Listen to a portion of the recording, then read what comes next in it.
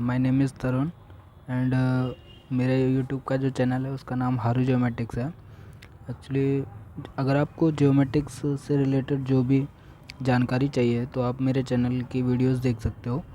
और gate geomatics में अगर बहुत अच्छी रैंक लानी है तो मैं आपके लिए फुली एक्सप्लेन जितने भी टॉपिक्स हैं, सिलेबस है, तो मैं उसके ऊपर वीडियोस बना रहा हूँ और आप उससे मेरे साथ तैयारी कर सकते हो और अच्छी रैंक ला सकते हो।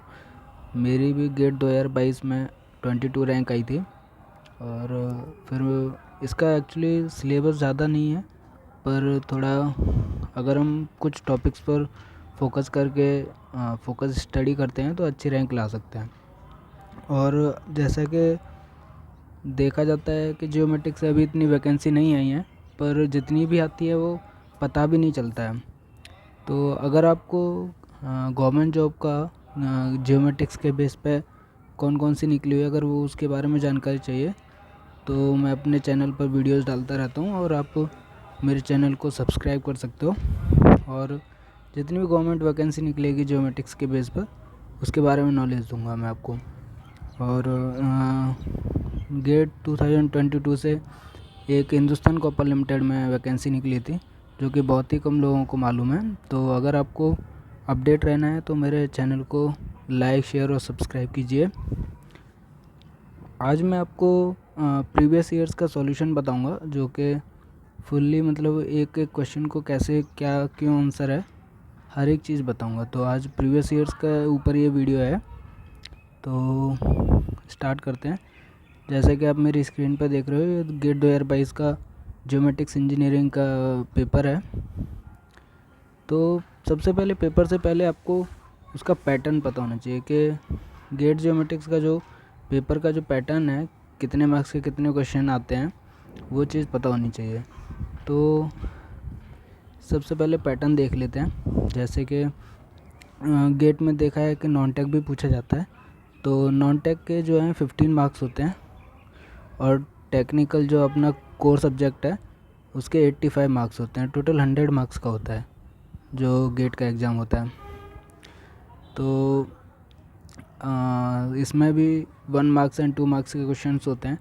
तो ये जो 15 मार्क्स का क्वेश्चन है इसमें 5 क्वेश्चन जो है 1 मार्क्स के होते हैं और 5 जो क्वेश्चंस होते हैं वो 2 मार्क्स के होते हैं। इसके हिसाब से ये 15 मार्क्स का हो जाता है नॉन टेक।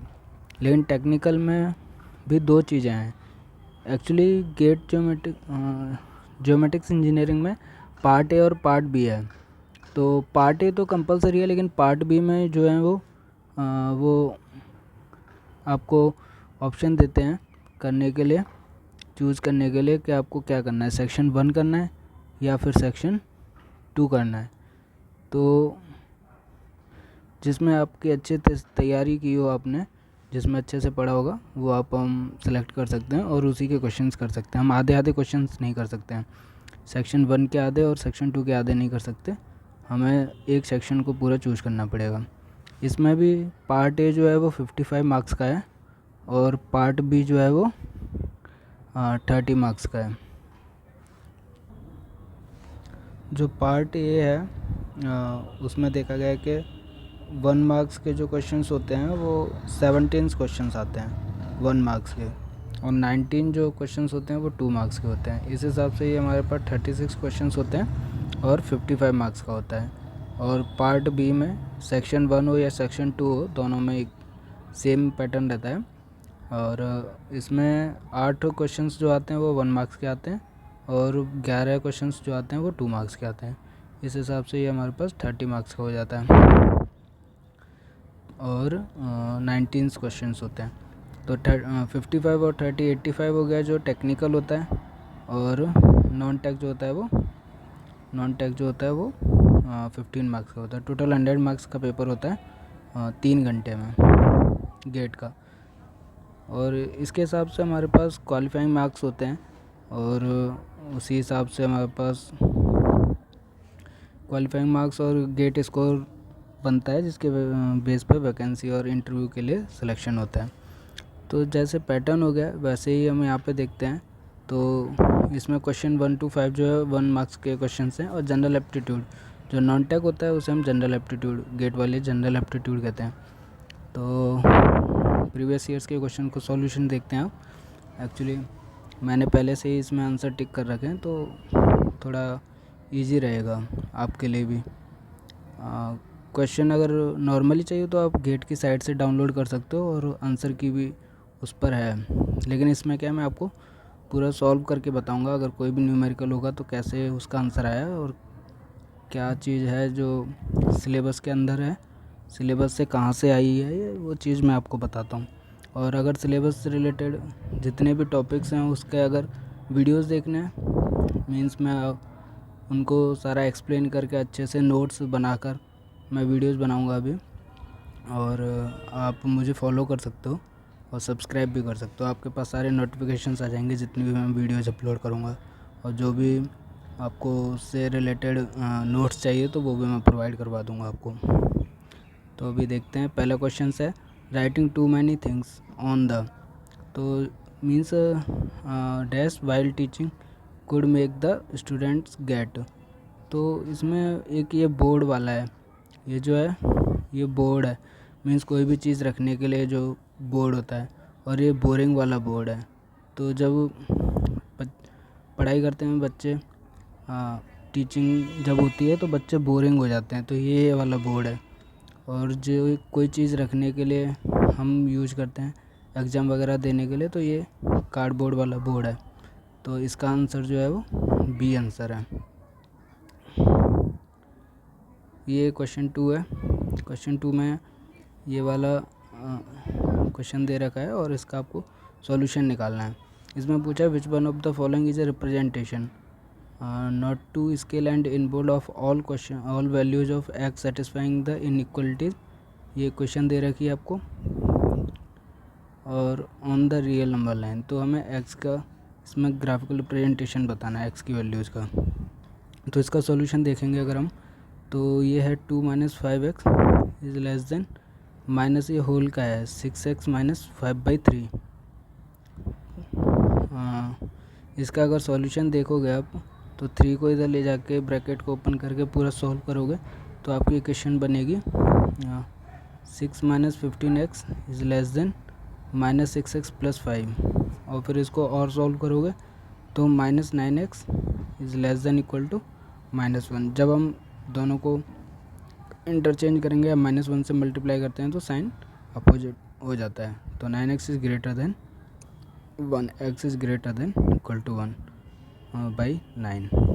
तो अगर देखा जाए इसका ग्राफिकल रिप्रेजेंटेशन, x की वैल्यू हमेशा पॉजिटिव होगी और वो भी 0 से ज़्यादा है, तो इसका आंसर ऑप्शन सी रहेगा। फिर अगला क्वेश्चन देखते हैं। ये वाला क्वेश्चन है, इसका अगर सॉल्यूशन देखा जाए तो if f(x) is equal to natural log of √e⁻x, what is the area bounded by f(x) for the interval 0 to 2 which is included on the x axis. तो अगर इस क्वेश्चन को y मान लूँ, f(x) को, इस फंक्शन को अगर मैं y मानता हूँ, तो 2ln √e⁻x, और अगर मैं इसका e की पावर में अगर इसका 2 को इधर नीचे ले आता हूँ तो y/2 हो जाता है, और ये नेचुरल लॉग ऑफ √e⁻x।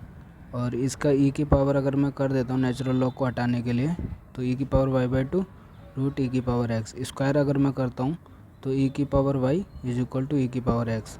तो इससे फिर से लॉग लेता हूँ तो y is equal to x, ये क्वेश्चन बन जाती है,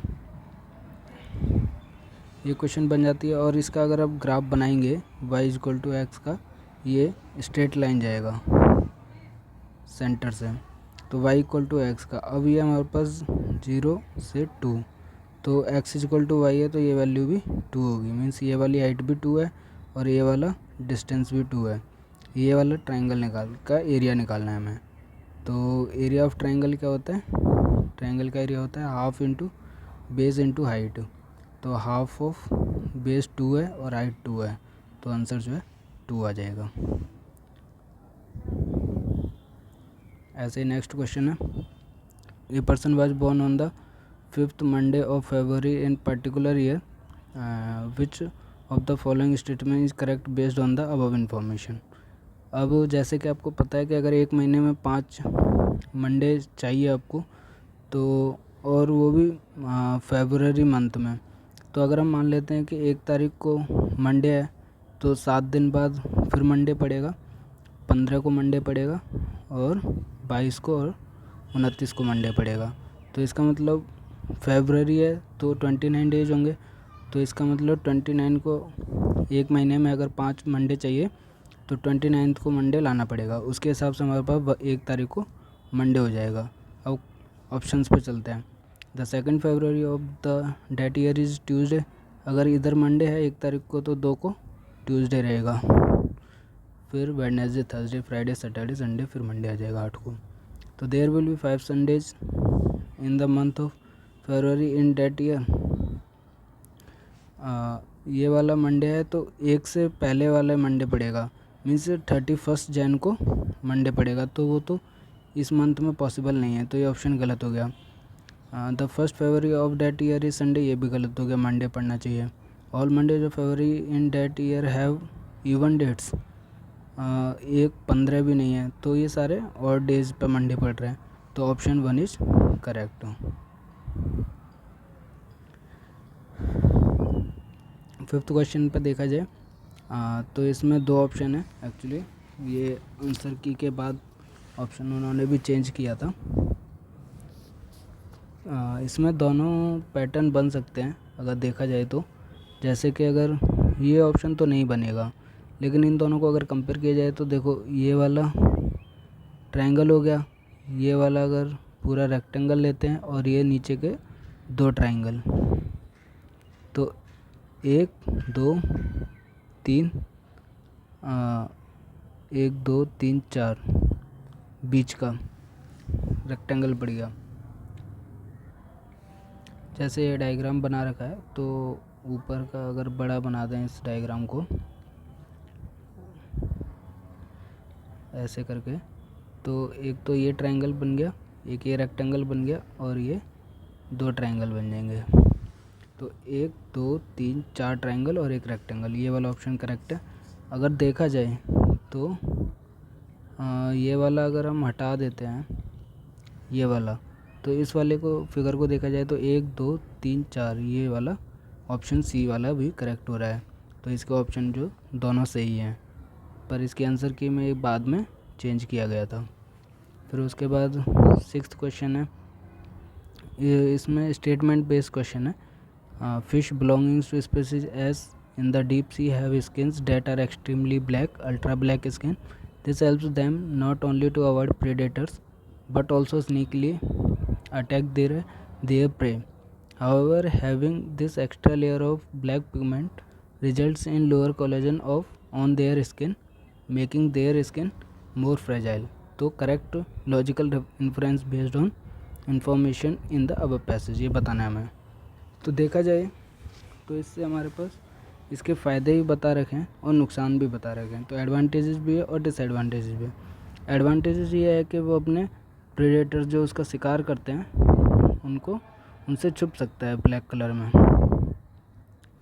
और जब इनको अटैक करना होता है तो ये मीन्स ज़्यादा फ्रेजाइल बना देता है। मीन्स एक तो ये छुप जाते हैं ब्लैक कलर से, उसके बाद अगर इनकी दिक्कत भी होती है, इनको ज़्यादा फ्रेजाइल बना दे। फ्रेजाइल का मतलब है कि कमज़ोर कर देता है उसकी स्किन को, क्योंकि कोलेजन जो है उसकी स्किन पे कम हो जाते हैं। तो हैविंग अल्ट्रा ब्लैक स्किन है बहुत advantage and disadvantage to species S, इसका आंसर हो जाएगा। उसके बाद है for the last m days the average daily production at a company was 100 units per day. If today's production of 180 units changes the average to 110 units per day, what is the value of m? तो m की value बतानी है हमें। तो इसको अगर solve करके देखा जाएगा, अगर हम इसको सॉल्व करते हैं तो 100 जो है पर डे के हिसाब से m डेज़ में कितने हो गए, 100 m हो गए प्रोडक्शन। और इसने बोला है कि अगर आज का प्रोडक्शन मीन्स 100 m को मिला के आज का प्रोडक्शन देखा जाए तो उसका एवरेज हो जाता है वो 110 पर डे हो जाता है, और आज का मिला के पहले m डेज थे, आज का मिला के m+1 डेज हो जाएंगे। तो इसको अगर सॉल्व किया जाए 100 m + 180 is equal to 110 into m plus 1। तो इसको सॉल्व करके देखेंगे तो m की वैल्यू 7 आएगी, तो आंसर 7 हो जाएगा। अगला क्वेश्चन है, ये वाला क्वेश्चन थोड़ा ट्रिकी क्वेश्चन था, समझने में थोड़ा मुश्किल होती है। देखा जाए तो इसमें जो फंक्शन है पी क्यू का फंक्शन तो ये है, लेकिन p1 मतलब कि q की वैल्यू 1, तो p की पावर 1 क्या है, p आ जाता है। और आगे बोला है GPQ का ये टर्म है, ये जो p है q टर्म तक है, और GP1 जो है वो एक ही p है, मतलब कि यहाँ से टर्म स्टार्ट हो रही है। तो अगर हम ऑप्शंस देखेंगे तो जो F22 है, F22 और G22 अगर देखा जाएगा तो F22 का मतलब p की वैल्यू 2, q की वैल्यू 2, तो 2 की पावर 2 पहला जो फंक्शन है, और जो g का 2 की पावर 2, सॉरी यहाँ पे आ जाएगा 2 की पावर 2, तो जो f का फंक्शन है वो 2 की पावर 2 आ जाएगा, क्योंकि p की वैल्यू 2 है और q की वैल्यू 2 है। और g का फंक्शन है कि p की जो टर्म्स हैं वो q टाइम्स है, q कितना 2, तो p की जो टर्म्स हैं मतलब 2 की जो टर्म्स हैं वो 2 टाइम्स हैं, तो इसकी वैल्यू भी 4 है और इसकी वैल्यू भी 4 है। तो जो f का जो फंक्शन है 2 2 पे, वो g के फंक्शन के बराबर है 2 2 पे। तो इसका ऑप्शन 1 ही करेक्ट हो जाएगा। अगर बाकी मैच करोगे तो वो भी मिल जाएंगे आपको। 2 की पावर 1 देखा जाए तो ऑप्शन सी जो है इस हिसाब से वो 2 के बराबर हुआ है f का फंक्शन, और g का जो फंक्शन हुआ वो भी 2 हुआ, तो दोनों बराबर हुए, लेकिन इनकरेक्ट बोला है कि बराबर नहीं है, तो ये ऑप्शन नहीं होगा आंसर।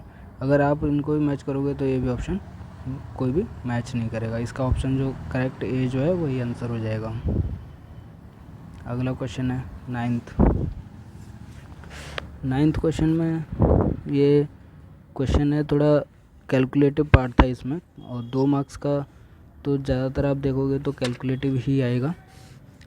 तो इसमें सॉल्यूशन अगर देखा जाए, पहले क्वेश्चन पढ़ लेते हैं। 4 cities P, Q, R and S are connected through one-way routes as shown in the figure. The travel time between any two connected cities is 1 hour. Means maximum जो टाइम लगेगा एक सिटी से दूसरी city जाने में वो 1 घंटा लगेगा। The boxes beside each city name describe the starting time of first train of the day, their frequency of operation. और जैसे देखा जाए कोई यहाँ से पहले ट्रेन 5 बजे स्टार्ट होती है, यहाँ से 8, यहाँ से 7 और यहाँ से 8 बजे सुबह। और फ्रिक्वेंसी मीन्स पहली ट्रेन अगर 5 बजे चल रही है तो दूसरी ट्रेन 120 मिनट्स के बाद चलेगी, मीन्स 7 बजे चलेगी। और इसमें 45 मिनट्स बाद जो इनकी फ्रिक्वेंसी है वो नीचे वाले बॉक्स में दे रखी है।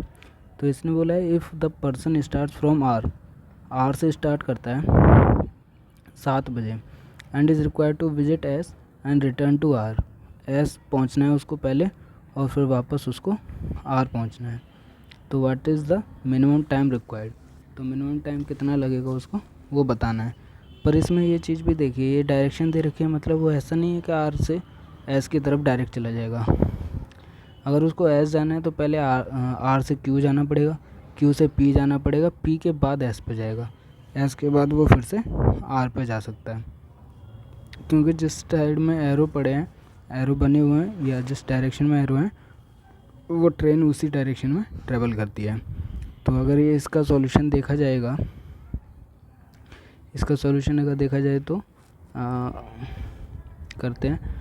जैसे कि यहाँ से स्टार्ट है, आर से हमें पहुँचाना है वापस आर पर, एस से घुमाकर, तो आर पे, फिर इसको पहले क्यू पे जाना पड़ेगा, फिर इसको पी पे जाना पड़ेगा, पी पे जाने के बाद इसको एस पे जाना पड़ेगा, और एस के बाद इसको फिर से आर पे जाना पड़ेगा। तो इसी का डिफरेंस बताना है कि कितना टाइम लगता है। तो अगर वो आर पे इसने बोला 7 बजे चलेगा, आर से 7 बजे चलता है और 1 घंटे में यहाँ पे पहुँच जाता है 8 बजे, सुबह के 8 बजे। लेकिन यहाँ से ट्रेन जो है क्यू से पी की तरफ, वो ट्रेन एक तो 5 बजे है, फिर 2 घंटे बाद 7 बजे, फिर 9 बजे। बीच में वो कोई टाइम वेस्ट नहीं करता, जो पहली ट्रेन आएगी वो वाली ट्रेन पकड़ लेता है। तो 8 बजे पहुँचा हुआ है, लेकिन ट्रेन जो है वो 9 बजे चलेगी, तो 9 बजे वाली ट्रेन पकड़ेगा वो क्यू से पी के लिए, तो वो 10 बजे पहुँच जाए 1 घंटे बाद। अब पी पे वो 10 बजे पहुंच गया, लेकिन यहाँ से ट्रेन एक तो 8 बजे चलेगी, एक 1.5 घंटे बाद चलेगी, तो 9:30 बजे चलेगी, दूसरी 11 बजे चलेगी। तो वो 10 बजे पहुंच गया, लेकिन वो ट्रेन कौन सी पकड़ेगा, 11 बजे वाली पकड़ेगा, और 11 बजे वाली ट्रेन जाएगी एस की तरफ। तो पी से एस के लिए वो 11 बजे वाली ट्रेन पकड़ा, तो वो 12 बजे पहुंच जाएगा, 11 से 12 पहुंच गया। लेकिन अब अगली ट्रेन यहाँ से देखें तो कौन सी पकड़ेगा, एक तो 8 बजे चलेगी, फिर 45 मिनट से 8:45 पे चलेगी, फिर 9:30 पे चलेगी, फिर 10:15 पे चलेगी, फिर हमारे पास 11 बजे चलेगी, 11:45 पर चलेगी, और 12:30 बजे चलेगी। तो जो 12 बजे पहुंच जाएगा, लेकिन उसको एस से आर की तरफ जाने के लिए 12:30 बजे वाली ट्रेन पकड़नी पड़ेगी। तो जब वो 12:30 बजे वाली ट्रेन पकड़ेगा तो 1 घंटे में पहुंच जाएगा, मतलब कि 1:30 बजे वो फिर से आर पे पहुंच जाएगा। तो सुबह के 7 बजे चला, वापस आर पे आने के लिए उसको 1:30 बज जाएगा।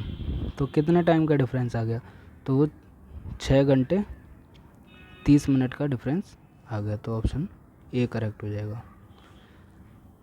फिर अगला क्वेश्चन है, जैसे कि 10th क्वेश्चन है, इसमें हमारे पास देखा जाए तो एरिया निकालना है कि equal size circular regions are shaded in the square sheet of paper of 1 centimetre side length, two cases case M and case n are considered as shown in the figures below.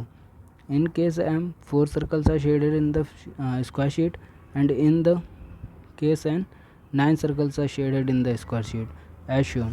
What is the ratio of the areas of unshaded regions of case m to that of case n? तो इसका अगर solution देखा जाए तो unshielded area निकालना है। पहले तो इसकी साइड भी 1 सेंटीमीटर है, इसकी साइड भी 1 सेंटीमीटर है, ये भी 1 सेंटीमीटर है, ये भी 1 सेंटीमीटर। तो स्क्वायर का एरिया कितना आ जाएगा, दोनों का इक्वल 1 सेंटीमीटर स्क्वायर एरिया आ जाएगा। लेकिन जो अनशेडेड रीजन है, अब जैसे कि ये 1 सेंटीमीटर यहाँ से यहाँ तक है, तो ये वाला डाया मिला के और ये वाला डाया मिला के, दोनों का डायामीटर मिला के 1 है। तो एक का डाया कितना हो जाएगा, क्योंकि equal size of circular region है, तो दोनों, तो एक का डाया कितना हो जाएगा, हाफ हो जाएगा, 1/2 सेंटीमीटर। और इसमें देखा जाए तो 3 सर्कल का डाया मिला के 1 सेंटीमीटर है, तो एक का कितना डाया हो जाएगा, 1/3 सेंटीमीटर। इसमें total number of square circles 9 है, और इसमें टोटल नंबर ऑफ सर्कल्स 4 हैं। तो हमारे पास अनशेडेड रीजन का, जैसे टोटल एरिया तो 1 है, लेकिन शेडेड का रीजन का एरिया कितना हो जाएगा, जैसे टोटल एरिया जो हो गया वो तो 1 सेंटीमीटर स्क्वायर हो गया, और जो शेडेड पोर्शन है मीन्स का एरिया ऑफ सर्कल जो होगा वो पहले वाले का वो हो जाएगा हमारे पास π/4 इंटू डाया कितना है, 1/2 सेंटीमीटर स्क्वायर, π/4d²। बट ये एरिया ऑफ शेडेड रीजन निकालना है, तो कितने टोटल नंबर ऑफ सर्कल हैं, 4, तो ये पहले वाले का आ जाएगा। और दूसरे वाले का देखा जाए तो एरिया ऑफ शेडेड रीजन कितने का आ जाएगा, π/4 इंटू का डायामीटर का स्क्वायर और टोटल नंबर ऑफ सर्कल। पर ये तो हमारे पास शेडेड रीजन का है, हमारे पास जो रेशियो पूछा है वो है अनशेडेड रीजन का, तो टोटल एरिया में से शेडेड वाला माइनस कर देंगे। तो जो रेशियो पूछा है वो केस m to n का निकालना है।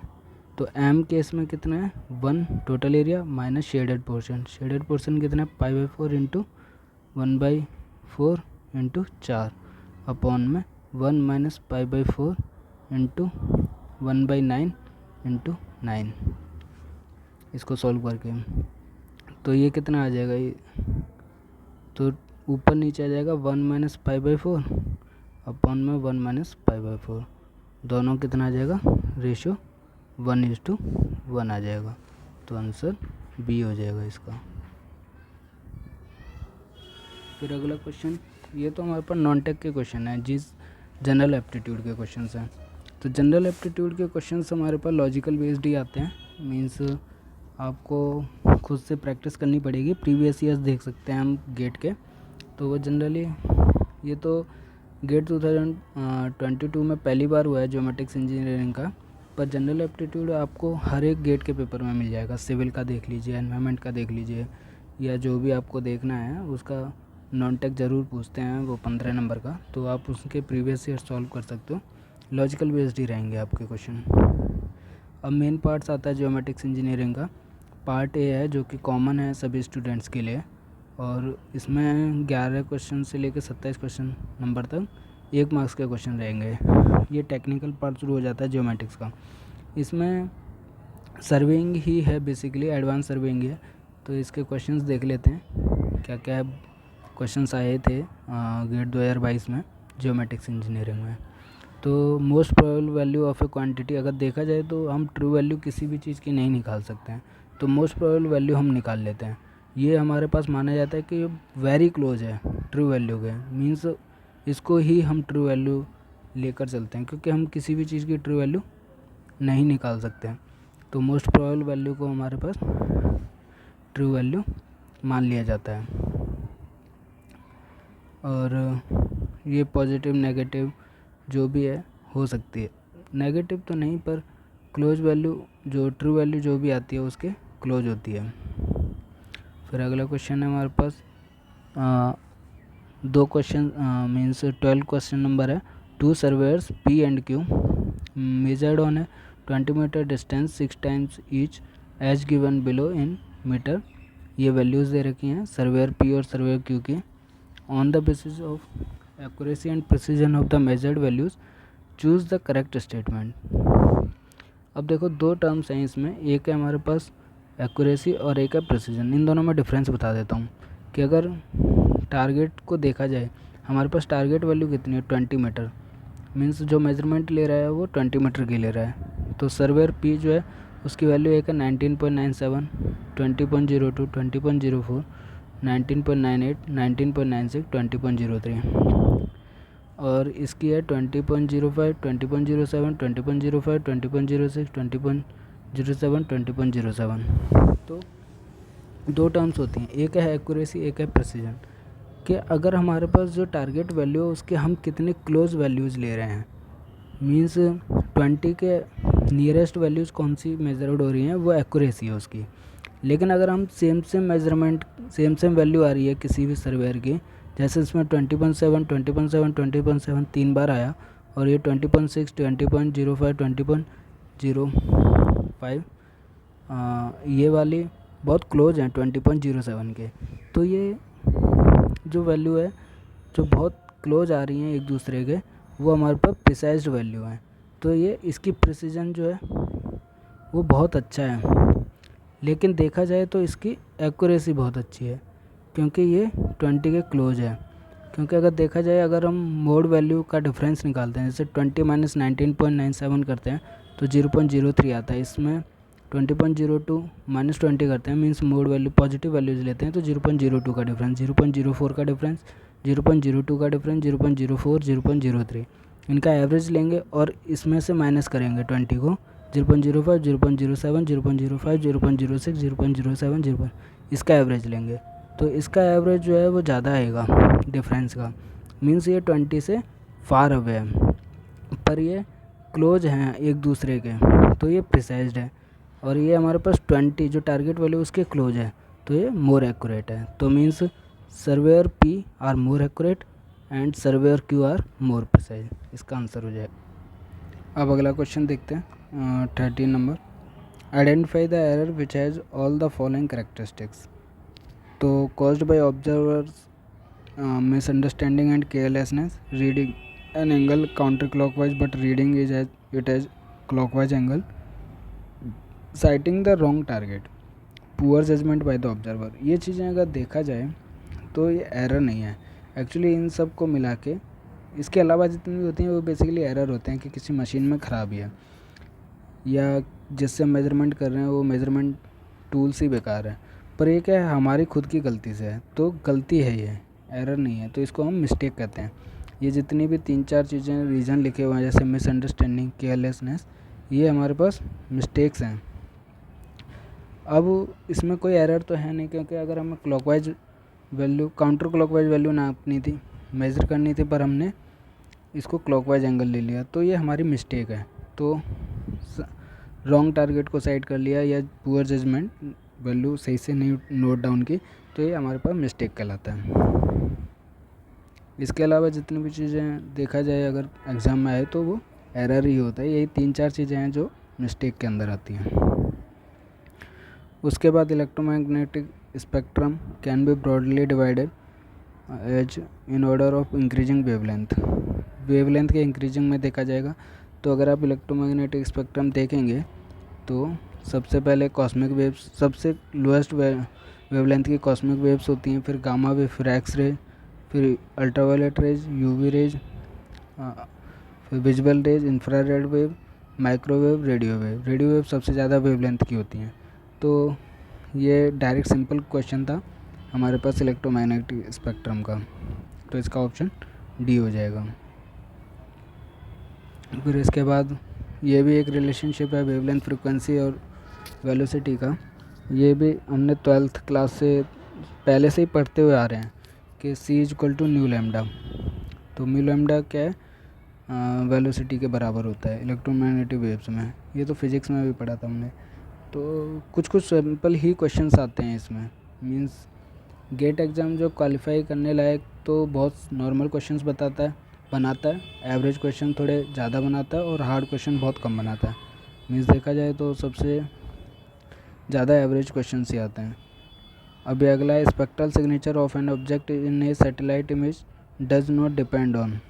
अब स्पेक्ट्रल सिग्नेचर देखा जाए तो वो हमारे पास वेवलेंथ से रिलेटेड होता है। मींस हमारे पास वेव बैंड्स होते हैं, तो ये season of the year wavelength जो है वो अफेक्ट होती है सीजन ऑफ द ईयर से।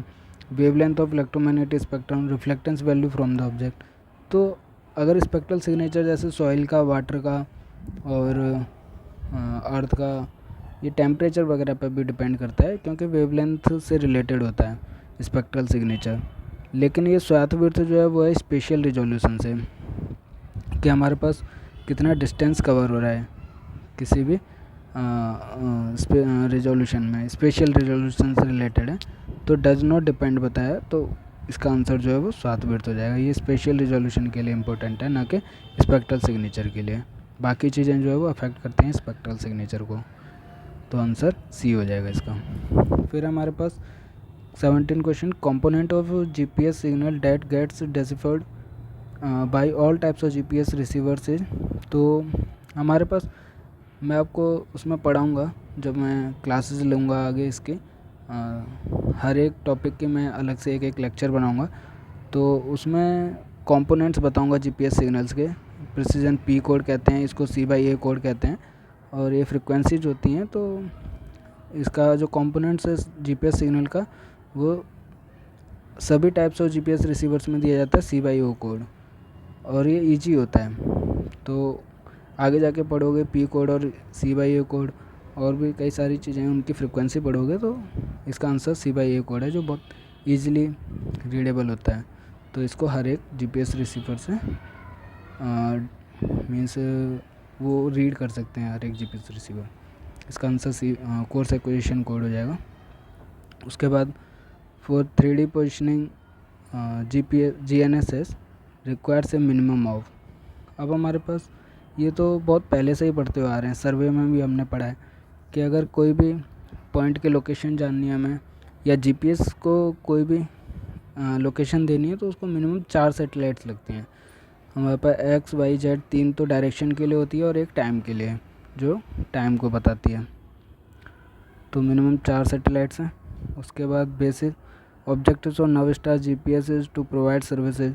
अब जीपीएस से हमें क्या क्या मिलता है, एक तो पोजीशनिंग मिलती है, नेविगेशन, जैसे वो होता है नेवी के लिए, और जो भी बोट्स वगैरह होती हैं उनके लिए नेविगेशन पर्पज़ के लिए, पोजीशनिंग उसकी लोकेशन के लिए, टाइमिंग, ये 3 चीज़ें इंपॉर्टेंट जीपीएस से हमें मिल जाती हैं। वेलोसिटी तो मेन नहीं देता है, उसका प्रिंसिपल होता है वेलोसिटी बेस पे, पर हमारे पास जो प्रोवाइड सर्विसेज पूछा है इसमें, तो वो पोजीशनिंग बता सकता है, नेविगेशन और टाइमिंग, 3 चीज़ बता सकता है।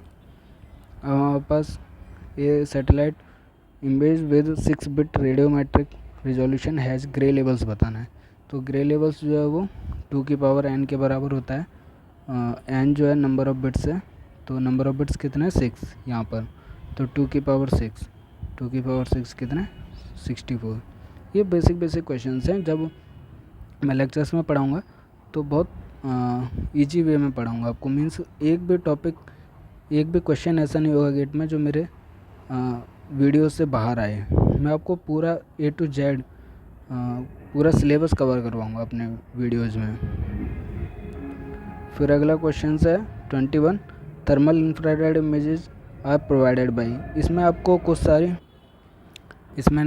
सैटेलाइट्स के नाम दे रखे हैं, जैसे Landsat MSS, multi spectral scanner, IRS-LIS-2, SPOT, Cartosat, IKONOS, QuickBird, Landsat TM, thematic mapper, NOAA, AVHRR, इन सब की फुल फॉर्म्स भी होती हैं, वो सब भी मैं पढ़ाऊँगा आपको। इसमें बताना है कि थर्मल इंफ्रारेड इमेजेस कौन कौन सी प्रोवाइड करता है। थीमेटिक मैपर, लैंडसैट TM ये प्रोवाइड करता है। तो इन सब के अलग अलग फीचर्स होते हैं, अलग अलग प्रिंसिपल वर्क, सबका अलग अलग काम होता है।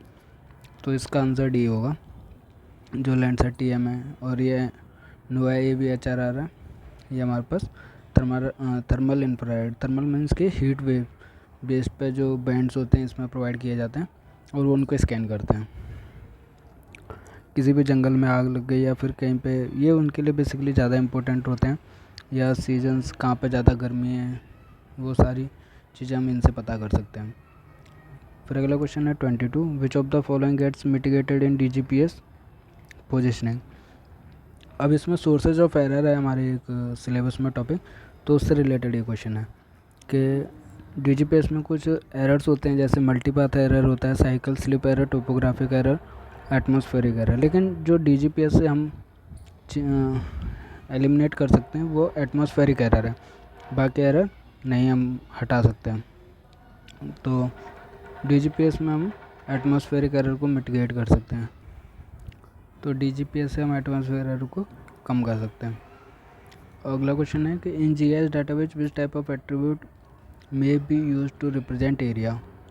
अब इसमें 4 टाइप के हमारे पास डाटाबेस होते हैं, जैसे name, nominal, interval, ratio, ordinal. तो इन सब का अलग अलग काम होता है। तो रिप्रेजेंट एरिया को रिप्रेजेंट करने के लिए रेशियो होता है, जैसे मैं आपको अपने नोट्स में दिखा भी सकता हूँ। तो ये सारी चीज़ें मैं आपको सिलेबस में कवर कराऊंगा जब मैं इस टॉपिक के GIS डेटाबेस के ऊपर वीडियो कवर करूँगा। और मैं अपनी वीडियो जल्दी ही बना रहा हूँ और अपलोड कर दूँगा, तो आप मेरे चैनल को सब्सक्राइब करके रखिए। जो भी वीडियो जैसे ही अपलोड होगी आपके पास नोटिफिकेशन आ जाएगा। और जितनी भी मेरी वीडियोज़ हैं उनको तब तक लाइक और शेयर कीजिए। तो ये हमारे पास GIS डेटाबेस का टॉपिक का क्वेश्चन है, और एरिया को रिप्रेजेंट करने के लिए रेशियो एट्रीब्यूट यूज होता है। What is the attribute uncertainty. Attribute की अनसर्टेनिटी क्या है? Error due to imprecision in coordinate registration, error due to incorrect labeling or quantification of features, error in the source document due to cartographic bias, error associated with displacement of the object from its true location। तो इसका जो uncertainty है attribute की, वो होता है error due to incorrect labelling और quantification of features. Means अच्छे से लेबलिंग नहीं की तो एट्रीब्यूट की अनसर्टेनिटी हो जाती है, या उसको सही से अलग तरीके से क्वांटिफाई नहीं किया उसके फीचर्स को, तो अनसर्टेनिटी एट्रीब्यूट में आ जाती है। उसके बाद ये क्वेश्चन है 25 के इन GIS कौन सा triangulation is dash triangulation is proximal method that satisfies the requirement that a circle drawn through the 3 nodes of a triangle contains no other node. तो ये एक ट्रायंगुलेशन का मेथड है, जैसे कि इसने बोला requirement that a circle drawn through the 3 nodes of a triangle contains no other node. तो इसका एक प्रिंसिपल, कौन से प्रिंसिपल ने बताया है कि कोई और नोड नहीं होता अगर एक ट्रायंगल से सर्कल को बनाया जाए तो इसका आंसर है डिलोने। इनका अलग अलग प्रिंसिपल है, जैसे कि मेथड प्रॉक्सिमल मेथड्स एंड डेलोजी है, डेविड है, डेवनपोर्ट है, डिलोने है। तो ये जो रिक्वायरमेंट बताई है, satisfy the requirement that circle drawn through the 3 nodes of a triangle contains no other node, ये डिलोने ने बताया। तो ये भी मैं आपको पढ़ाऊँगा और इसका आंसर डिलोने है। अगला है कि इन जीआईएस रीक्लासिफिकेशन इज़ परफॉर्म टू। इसमें बताना है कि रीक्लासिफिकेशन क्यों किया जाता है जीआईएस के अंदर। तो group ranges of value into a single value within a data layer. अब रिक्लासिफिकेशन का मतलब है हमारे पास कोई भी इमेज ली, उसके बैंड्स, उसकी वेवलेंथ के बेस पे इमेज बनती है। अगर हम उसको बैंड्स को, कलर को, उनको चेंज कर देते हैं तो उसका इमेज का कलर और भी बहुत सारी चीज़ें चेंज हो जाती हैं। तो उससे हम अच्छे से रेक्टिफाई कर सकते हैं। जो उसका पर्पज़ है इमेज का, उसको हम अलग अलग पर्पज़ के हिसाब से उस इमेज को रीड कर सकते हैं, एनालाइज कर सकते हैं। उसके लिए हम रिक्लासीफाई कर देते हैं इमेज को। तो इसका group ranges of values into a single value within a data layer, segment a data layer into multiple data layers, combine multiple data layers to a single data layer, classify a data layer using many attributes. तो इसका answer basically जो भी ranges होती है उस range को हम change कर देते हैं, तो इसका ऑप्शन ये हो जाएगा। अगला है 27, for the following observation equation. तो इसके लिए वेट बताना है। वेट का एक रूल होता है, जैसे कि अगर हम पास 2 अल्फ़ा का जो वेट है वो है 4, लेकिन हमें अल्फ़ा बाई 3 का चाहिए। अल्फ़ा बाई 3 का मतलब क्या है कि 2 अल्फ़ा को 6 से डिवाइड किया तभी अल्फ़ा बाई 3 आएगा। और जब हम जिस क्वांटिटी से डिवाइड करते हैं उसी के स्क्वायर से हम उसके वेट को मल्टीप्लाई कर देते हैं। तो अगर हमने डिवाइड किया 6 से, तो हम उसके वेट को 6 के स्क्वायर से मल्टीप्लाई कर देंगे। तो 4 इंटू 36, जिसका आंसर हो जाएगा 144। फिर अगला है कि following observation equations are obtained in a survey task. ये 3 इक्वेशन दे रखे हैं। Using least square method the most probable values of x and y will be. Most probable values बतानी है लीस्ट स्क्वायर मेथड से। तो इसके लिए हमें नॉर्मल इक्वेशंस लिखनी पड़ती हैं। अब हमारे पास 2 ही हैं, एक्स और वाई की मोस्ट प्रोबेबल वैल्यू बतानी है, तो हमें नॉर्मल इक्वेशन लिखनी पड़ेगी। Normal equations for x and y.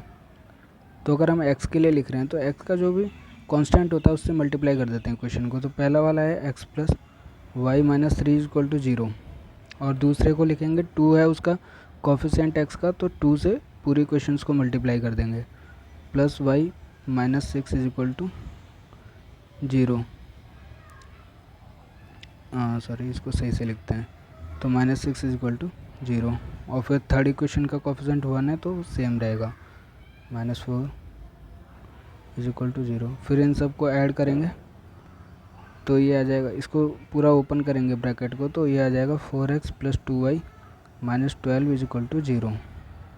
तो जब हम इस तीनों इक्वेशंस को ऐड करेंगे तो ये आ जाएगा 6x प्लस का 6x plus 5y, 6x plus 5y is equal to 19।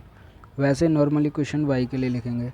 Normal equation अगर हम y के लिए लिखते हैं तो पहला तो कोफिशिएंट 1 है, तो x plus y is equal to 3, और दूसरा है 2x plus y is equal to 6। तीसरे का कोफिशिएंट जो y का है वो 2 है, तो 2 से मल्टीप्लाई हो जाएगी equation. 2x plus 2y is equal to 4।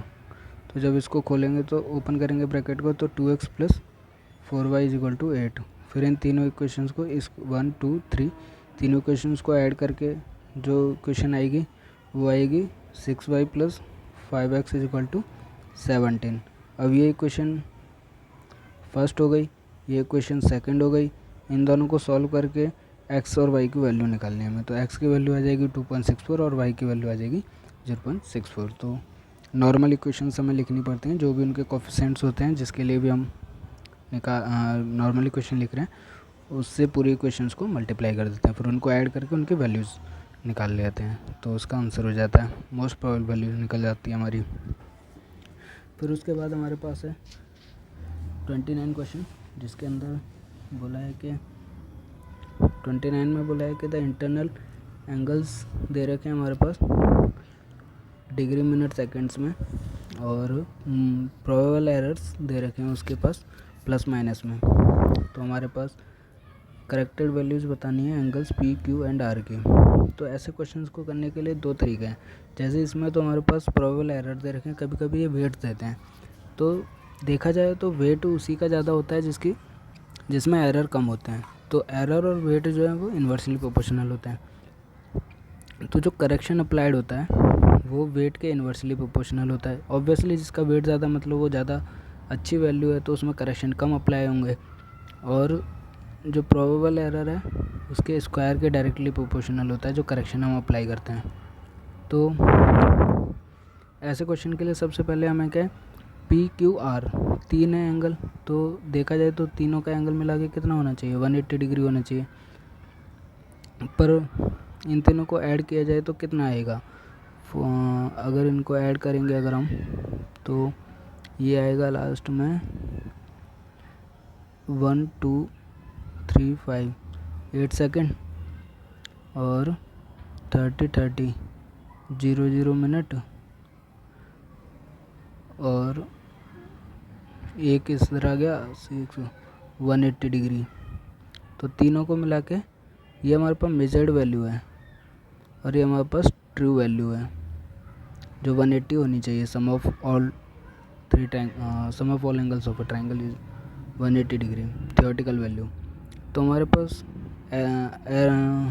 जो करेक्शन होगा वो true value minus measured value. True value हमारे पास 180 है, मेजर्ड वैल्यू तो माइनस का 8 सेकंड आ जाएगा। इसमें से इसको माइनस करेंगे तो इतना करेक्शन अप्लाई करना है। लेकिन तीनों एंगल में कितना करेक्शन देना है वो उनके प्रोबेबल एरर के स्क्वायर के डायरेक्टली प्रोपोर्शनल है। तो P का कितना है, 2 का स्क्वायर मतलब 4 सेकंड, और Q का है 3 का स्क्वायर मतलब 9, और 16 का है मीन्स R का है 16। तो इनका रेशियो निकाला जाए तो P में, तो ये हमारे पास प्रोबेबल एरर के स्क्वायर का वैल्यू है। लेकिन जो ये 8 सेकंड है तो उसमें करेक्शन इन P में, P एंगल में कितना करेक्शन लगाएंगे हम, P एंगल में करेक्शन लगाएंगे 4/4 + 9 + 16 29 इंटू का 8। तो इसको जब हम सॉल्व करेंगे वो आएगा तो जब हम इसको सॉल्व करेंगे तो इसका आएगा 1.1 सेकेंड, और नेगेटिव आएगा क्योंकि ये जो है 8 की वैल्यू है नेगेटिव, करेक्शन जो है नेगेटिव। तो इसका मतलब ऐसे ही हम सी इन क्यू निकालेंगे करेक्शन क्यू में 9/29 इंटू 8। ऐसे ही सी इन आर में निकालेंगे 16/29 इंटू 8। अब जैसे कि ऑप्शन के हिसाब से भी दे सकते हैं।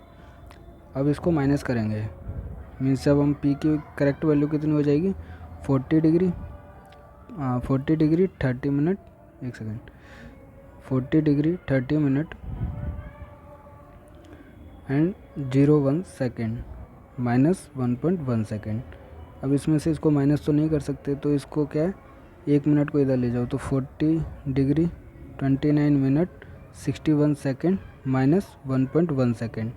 तो जब इसका निकालेंगे तो 40 डिग्री 29 मिनट 59.9 सेकेंड। ऐसे क्यू और आर का करेंगे तो ऑप्शन सी करेक्ट आंसर आ जाएगा हमारा। फिर हमारे पास 30 नंबर क्वेश्चन है। इसमें बोला है कि how many number of cells of a 30 metre spatial resolution DEM would be required to cover a 1:50,000 topography map of survey of India assuming that 1 minute is equal to 1.85 kilometre. अब ये जो question है इसके base पे हमारे पास 3 से 4 question हमारे पास gate 2022 geometrics engineering में आए थे। ये बहुत ही इम्पोर्टेंट क्वेश्चन है और आगे भी देखेंगे इससे और रिलेटेड 2 या 3 क्वेश्चन और आते हैं। इसमें क्या है, हमारे पास सर्वे ऑफ इंडिया की कुछ टोपोग्राफिकल मैप्स हैं, टोपोशीट नंबर,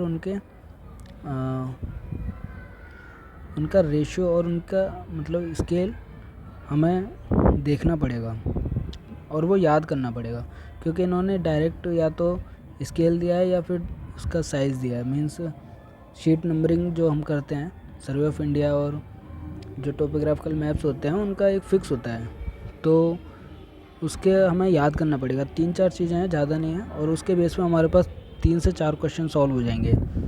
मीन्स हमारे पास 10 नंबर का क्वेश्चन 5 मिनट के टॉपिक से सॉल्व हो जा रहा है। तो टोपोग्राफिकल मैप्स का जो स्केल होता है वो चीज़ हमें देखनी पड़ेगी। मैं आपको अभी बता देता हूँ। जैसे नंबरिंग होती है टोपोशीट्स नंबरिंग की, तो जो एरिया जो कवर होता है 1 डिग्री बाई 1 डिग्री जो टोपोग्राफिकल मैप्स में, उसका जो स्केल होता है 1:2.5 लैक्स मीन्स 2540, इतना रेशो होता है उसका। RF है, रिप्रेजेंटेटिव फ्रैक्शन। तो 1:5000 का अगर हम करते हैं तो उसका देखा जाएगा तो ये हमारे पास 1 डिग्री। फिर इसको 16 पार्ट्स में ब्रेक करते हैं। 16 पार्ट्स में ब्रेक करेंगे तो ये 15 मिनट्स का आ जाता है, क्योंकि 16 पार्ट्स में मीन्स 1 2 3 4 और इधर भी 1 2 3 4, तो 15 मिनट्स बाई 15 मिनट्स का बनता है एक जो पोर्शन होता है। तो उसका स्केल जो होता है वो हमारे पास 1:1 वो होता है 50,000 होता है। लेकिन अगर हम इसको इसमें तोड़ते हैं, 4 पार्ट्स में तोड़ते हैं, 1 2 3 4, तो इसका जो ग्रेड बनता है वो 30 मिनट्स बाई 30 मिनट्स का बनता है, जिसका RF जो होता है वो 1:1 लाख होता है। ये 1:2.5 लाख है। तो हमारे पास ये जो टोपोग्राफिक मैप है 1:50,000, तो उसका जो ग्रेड बनेगा वो है 15 मिनट इंटू 15 मिनट का। ये चीज़ हमें याद रखनी पड़ेगी। सर्वे ऑफ इंडिया का इसके बेस पर 3-4 क्वेश्चन आए हुए हैं। तो ये चीज़ अगर आपको याद है तो एक ग्रेड है हमारे पास 15 मिनट की, मतलब एक जो इसका साइज़ है वो 15 मिनट्स बाई 15 मिनट्स है। अब हमारे पास नंबर ऑफ़ सेल्स बताने हैं। तो ये है हमारे पास एक, इसके अंदर कितने नंबर ऑफ़ सेल्स होंगे, ये है 15 मिनट्स, ये है 15 मिनट्स, और ये जो 15 मिनट्स का ही बताया कि 1 मिनट जो कवर करता है वो है 1.85 किलोमीटर। तो जब हमारे पास नंबर ऑफ़ सेल्स निकालेंगे तो 15 मिनट्स और 1 मिनट कितना 1.85 किलोमीटर को मीटर में कन्वर्ट किया, और उसका रिजोल्यूशन है 30 मीटर। ये लेंथ इंटू ब्रेथ एरिया के लिए स्क्वायर हो गया। तो जब इसको हम सॉल्व करेंगे तो 925 का स्क्वायर, 925 स्क्वायर मीन्स 855,625 आंसर आ जाएगा। तो इसके बेस पर 3-4 क्वेश्चन हैं, आगे देखोगे तो भी आपको पता चल जाएगा। आपको बस 2-3 चीज़ें याद रखनी है कि 1 डिग्री बाई 1 डिग्री 1:2.5 लैक्स होता है, और फिर उसको 4 पार्ट में ब्रेक करेंगे तो 1:1 मिलियन मिलेगा, और अगर 16 पार्ट्स में करेंगे तो 15x15 करेंगे। इसको भी 15x15 को भी हम 4 में ब्रेक कर देते हैं, north east, south east, north west, south west, इस टाइप से, साउथ वेस्ट नॉर्थ से, और फिर उसका 7.5 डिग्री जो ग्रेड बन जाता है, और 1:25,000 हो जाता है उसका RF। तो याद करना है बस एक चीज़ आपको, और उसके बेस पे कई सारे क्वेश्चंस सॉल्व हो जाते हैं। नेक्स्ट क्वेश्चन देखते हैं 31, चूज़ द करेक्ट स्टेटमेंट्स। अब इसमें हम स्टेटमेंट बेस पे भी देख सकते हैं, जैसे ट्रू कलर कंपोजिट और फॉल्स कलर कंपोजिट FCC में बताना है। तो फॉल्स वो होगा जो सेम बैंड में सेम यूज नहीं हो रहा है, सेम इम्पोज नहीं कर रहा है, और ट्रू वो है कि अगर सेम में सेम सुपर इम्पोज कर रहा है। तो हमारे पास ऑप्शंस के हिसाब से देखते हैं। True colour composite produce by super imposing red band in red, green band in green and blue band in blue colour. तो ये तो सही ऑप्शन है, ट्रू कलर कंपोजिट बताया। दूसरा देखा ये तो गलत हो जाएगा। फिर ऑप्शन सी है standard false colour composite produced by superimposing NIR band in red, red band in green and green band in blue colour. ये भी सही है क्योंकि फॉल्स कलर कंपोजिट पूछा है। लेकिन हमारे पास अगला ऑप्शन है standard false colour composite produced by superimposing green band in red, green band in green. ये देखो सेम बैंड सेम उसमें हमने सुपर इम्पोज किया है, तो ऑप्शन से भी हम बता सकते हैं कि ऑप्शन गलत है। फॉल्स का मतलब कि सेम बैंड नहीं आना चाहिए, तो option 1 A and C correct हो जाते हैं। अगला है correct statement in case of visual image interpretation. अब इसके लेवल्स होते हैं, कई सारे लेवल्स होते हैं। एक पूरा पिरामिड बनता है जिसमें प्राइमरी, सेकेंडरी, टर्सरी ये सारे होते हैं। ये सारे नोट्स में मेरे में हैं, आगे मैं बनाऊंगा वीडियो तो उसमें दिखाऊंगा। जो टोन ऑन कलर होता है जो प्राइमरी एलिमेंट होता है, और जो शेप, साइज, स्ट्रक्चर ये सेकेंडरी एलिमेंट्स होते हैं। इसके बाद भी कई सारी चीज़ें होती हैं जो टर्सरी के अंदर आती हैं। और तो ये ऑप्शन गलत होगा, ऑप्शन ए सही है। उसके बाद texture refers to frequency of tonal change in an area of image, ये सही है। Tone colour primary element while pattern association are secondary, ये टर्सरी के अंदर आते हैं, पैटर्न और एसोसिएशन। तो ये मेरे नोट्स में रहे, आगे मैं जब वीडियो बनाऊंगा तो आपको नोट्स में दिखाऊंगा। तो ऑप्शन ए और सी इसके भी करेक्ट हो जाते हैं। आगे 33 क्वेश्चन है। इसमें बोला है कि the special resolution of A satellite image P is 80 meter and another satellite image Q is 20 meter, each of 512 into 512 pixel size. तो चूज करेक्ट ऑप्शन। अब आपको एक चीज़ बताता हूँ कि स्पेशल रिजोल्यूशन जिसका ज़्यादा होता है वो बैड इमेज देता है, मीन्स उसमें क्लियर नहीं दिखता है, अच्छे से डिटेल इंफॉर्मेशन नहीं निकाल सकते हैं, डिटेलिंग नहीं होती है। लेकिन जिसका कम रिजोल्यूशन है उससे डिटेलिंग हम कर सकते हैं। तो हमारे पास 80 मीटर है P का और Q का हमारे पास 20 मीटर है। जब मतलब कि एक पिक्सल जो है वो 80 मीटर कवर कर रही है P में और Q में जो है वो 20 मीटर कवर कर रही है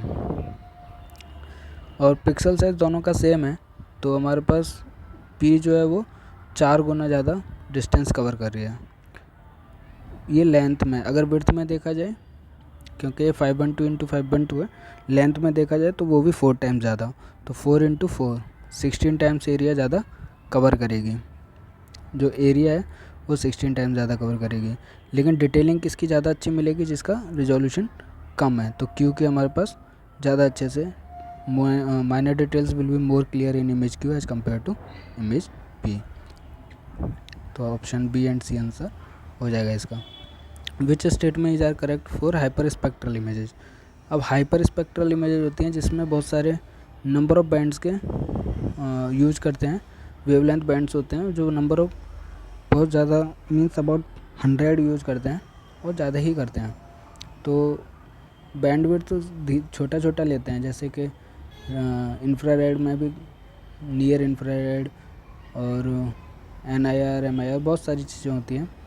और विजुअल बैंड्स भी होते हैं, अलग अलग कलर का अलग अलग बैंड होता है। उसमें अगर सारे बैंड का वेवलेंथ बैंड यूज करते हैं तो हाइपर स्पेक्ट्रल इमेज है वो बहुत ज़्यादा डिटेल्ड मीन्स इमेज देता है और उससे हम बहुत ज़्यादा डिटेलिंग कर सकते हैं उस इमेज से एनालिसिस करके। तो बैंडविड्थ जो है वो नैरो होती है, मीन्स छोटे छोटे बैंडविड्थ लेते हैं तो उतना अच्छा होता है हमारे लिए। Number of bands are more and bands are contiguous, means red. जैसे अगर हम विजुअल में देखा जाए, विजुअल बैंड में बहुत सारे कलर्स होते हैं ना, 7 कलर होते हैं विबग्योर, तो सॉरी एक और रह गया विबग्योर। तो हमारे पास रेड का इसकी वेवलेंथ जैसे 400 से 700 नैनोमीटर होती है, इसकी रेंज होती है। तो इसके अंदर भी रेड का अलग बैंडविड्थ होता है, येलो का, ऑरेंज का, वॉयलेट का, ये सब का अलग अलग बैंडविड्थ होता है। तो इसमें कॉन्टिन्यूअस अगर ज़्यादा लेते हैं तो ज़्यादा अच्छी इमेजेस मिलती हैं हमारे पास। और उसी के बेस पर है, नंबर ऑफ बैंड्स भी बहुत ज़्यादा होते हैं, बैंडविड्थ छोटी होती है, तो इसका आंसर बैंडविड्थ लास्ट जो है वो इनकरेक्ट ऑप्शन हो जाएगा। फिर हमारे पास satellite based NAVSTAR GPS augmentation systems हैं, ये भी मैं आपको पढ़ाऊँगा। जैसे गगन है भारत का और WAAS है, एग्नोस है, DGPS नहीं है एक्चुअली इसका। वो जो है हमारे पास ऑगमेंटेड सिस्टम नहीं है, वो एक टेक्निक है, मेथड है, differential GPS, differential global positioning system, तो अलग चीज़ है वो। और बाकी ये तीनों जो नवस्टार के बेस पर हैं। अगला क्वेश्चन है आइडेंटिफाई द करेक्ट स्टेटमेंट। तो ये बेसिक चीज़ों के ऊपर ऑप्शंस दे रखे हैं। जैसे नवस्टार GPS में 24 सैटेलाइट्स मिनिमम होती हैं, सही बात है, क्योंकि इसमें 6 ऑर्बिट्स होती हैं। अर्थ में 6 ऑर्बिट्स, मैं आपको पूरा डायग्राम दिखाऊंगा, इसमें पूरा 3D में डायग्राम होगा जिसमें 6 ऑर्बिट्स होते हैं और हर एक ऑर्बिट्स में मिनिमम 4 सैटेलाइट चाहिए होती हैं। अगर किसी को पोजीशन मीन्स हर एक ऑर्बिट में 4 सैटेलाइट हैं तो 6 इंटू 24 24 मिनिमम सैटेलाइट्स कंसिडर करता है GPS। और एक पॉइंट पे मिनिमम कितनी सैटेलाइट, जैसे एक क्वेश्चन आया था पहले, तो वो मिनिमम 4 सैटेलाइट चाहिए। और प्रिसीजन और GPS positioning is defined by it's standard deviation. हाँ, तो ये भी सही है, क्योंकि जितना ज़्यादा एरर रहेगा, जितना ज़्यादा स्टैंडर्ड डेविएशन होता है, उतना ज़्यादा बेकार रिजल्ट मिलता है हमें। प्रिसीजन, अगर प्रिसाइज इंफॉर्मेशन चाहिए तो उसका डेविएशन कम होना चाहिए, तो उसके ऊपर डिपेंड करता है। DGPS method provide more accurate 3D positioning. नहीं, ये ऑप्शन गलत है, क्योंकि स्टैटिक वाला ज़्यादा अच्छा देता है। और GPS observation from geodetic GPS server receiver provide less accurate position than the GPS code receiver. Code receiver में मीन्स अच्छी चीज़ है, क्योंकि जैसे मैंने आपको पहले पढ़ाया था P code and CYU code, तो ये ज़्यादा एक्यूरेट वो देता है, पोजीशन की रिजल्ट देता है, एक्यूरेट पोजीशन देता है। और जो स्टैटिक वाले का मैं बता रहा था, अगर देखा जाए, कहते हैं लोग ना कि एक ही जगह पे अगर हम जीपीएस रिसीवर को रखते हैं तो नंबर ऑफ़ सैटेलाइट ज़्यादा शो होती हैं, तो उससे हमें ज़्यादा एक्यूरेट रिजल्ट मिलता है हमारे पास। तो ऑप्शन ए और बी ज़्यादा सही है, ज़्यादा सही नहीं, ऑप्शन ए और बी सही है, सी और डी हमारे पास गलत है ऑप्शन। अगला है हमारे पास 37 क्वेश्चन नंबर। इसमें भी करेक्ट स्टेटमेंट बतानी है, और करेक्ट स्टेटमेंट के लिए हमारे पास स्टेटमेंट है for accurate GPS positioning GDOP। ये भी मैं आपको पढ़ाऊँगा। GDOP होता है ज्योमेट्रिक डायल्यूशन ऑफ प्रिसीजन, और should be as large as possible. ये गलत है, जितना कम रहेगा उतना ज़्यादा अच्छा रहेगा। जैसे कि एक सैटेलाइट है, उसका एक सर्कल रहेगा, इतना कवर करेगा, फिर दूसरी सैटेलाइट से इतना कवर करेगा, थर्ड का इतना होगा, तो जितना ये एरिया कम रहेगा एक उतनी ज़्यादा एक्यूरेसी मिलेगी। और जैसे अगर ये तीनों एक पॉइंट पे मिलते तो हमारे पास एक्यूरेसी ज़्यादा होती, तो कम होना चाहिए GDOP। तो GDOP के बारे में मैं पढ़ाऊँगा, तो पहला ऑप्शन गलत हो गया। दूसरा, integer ambiguity is associated with carrier frequency observation of GPS signal. ये सही है। GPS is one way ranging system for user. ये भी सही है। 2 वे रेंजिंग नहीं होता, जीपीएस जो हमेशा 1 वे रेंजिंग सिस्टम होता है यूजर्स के लिए। वो भेज नहीं सकते, क्योंकि इसमें अलग अलग सेगमेंट्स होते हैं। 3 सेगमेंट्स होते हैं, जैसे यूजर सेगमेंट होता है और मॉनिटर सेगमेंट होता है, तो एक और सेगमेंट होता है। 3 सेगमेंट होते हैं। 3 सेगमेंट होते हैं, जैसे कि यूजर सेगमेंट होता है जो 1 वे होता है, और बाकी 2 और होते हैं। स्पेस सेगमेंट होता है जो, और कंट्रोल सेगमेंट होता है। सबका अलग अलग काम होता है। तो जीपीएस जो है 1 वे रेंजिंग सिस्टम होता है यूज़र के लिए। यूज़र सेगमेंट जो होता है वो कुछ वो नहीं कर सकता है, सेंड नहीं कर सकता है, सिर्फ रिसीव कर सकता है सिग्नल्स को। उसके लिए बाकी दूसरे सेगमेंट्स काम करते हैं। अब अगला question, during GPS surveying initialisation of rover receiver is required for. Relative static method होता है, वो एक ही जगह पे जीपीएस लगा रहता है, एक्यूरेट पोजीशनिंग बताता है। और बाकी सब के लिए जो रोवर रिसीवर होता है, जैसे रिलेटिव काइनेटिक मेथड होता है, ये 3-4 मेथड होते हैं। स्टैटिक मेथड बताऊंगा, काइनेटिक मेथड बताऊंगा, स्टॉप एंड गो मेथड भी बताऊंगा। तो इन दोनों के लिए हमारे पास रोवर रिसीवर चाहिए होता है, बाकी 2 के लिए नहीं चाहिए होता है। ये सारी टेक्निक्स मैं आपको पढ़ाऊंगा। इसका ऑप्शन बी और सी सही है। अगला है centroid of A polygon. Centroid of A polygon देखा जाए तो कोई भी पॉलीगन है, कोई भी पैरेललोग्राम या पॉलीगन जो भी है, उसका अगर सेंट्रोइड देखा जाए तो ज्योमेट्रिक सेंटर होता है, सही है। Arithmetic mean position of all vertices in 2 coordinate direction. 2 coordinates में देखा जाए तो arithmetic mean position of its vertices in 2 coordinate direction, ये भी सही है। The point at which a cut out of polygon could be perfectly balance on a tip of a pen. Means इसका जो सेंट्रोइड होता है वो हमारे पास मीन्स उसका पूरा बॉडी वेट परफेक्टली बैलेंस होता है। मीन्स कि बोल लो सेंटर ऑफ मास एक तरीके से, तो उसके पॉइंट उसी पॉइंट पर लाई करता है, तो वो सेंट्रोइड कहलाता है। वो भी चीज़ सही है। सेंटर ऑफ पॉलीलाइन, पॉलीलाइन का सेंटर, ये चीज़ गलत है। मीन्स ये तो मैंने इसका बनाया, अगर ये इसका पॉलीगन तो 5 का भी हो सकता है, तो इसका अगर सेंटर लाइन से नहीं बनेगा, सेंटर ऑफ पॉलीलाइन से नहीं बनेगा। तो option A B C correct है, ऑप्शन डी गलत है इसका। इसको भी मैं पूरा अच्छे से टॉपिक के हिसाब से पढ़ाऊँगा। अगला क्वेश्चन है वहाँ पर 40 न्यूमेरिकल्स आ जाएंगे। अब न्यूमेरिकल्स के सॉल्यूशन देख लेते हैं एक बार। और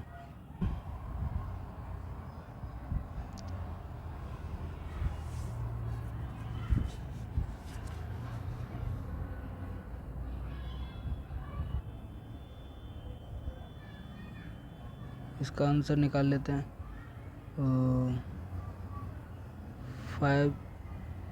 50,000 और प्लस का 0.785 इंटू 2500 का 2 टाइम्स। इसको सॉल्व करोगे तो आपका आंसर 107850 ही आएगा।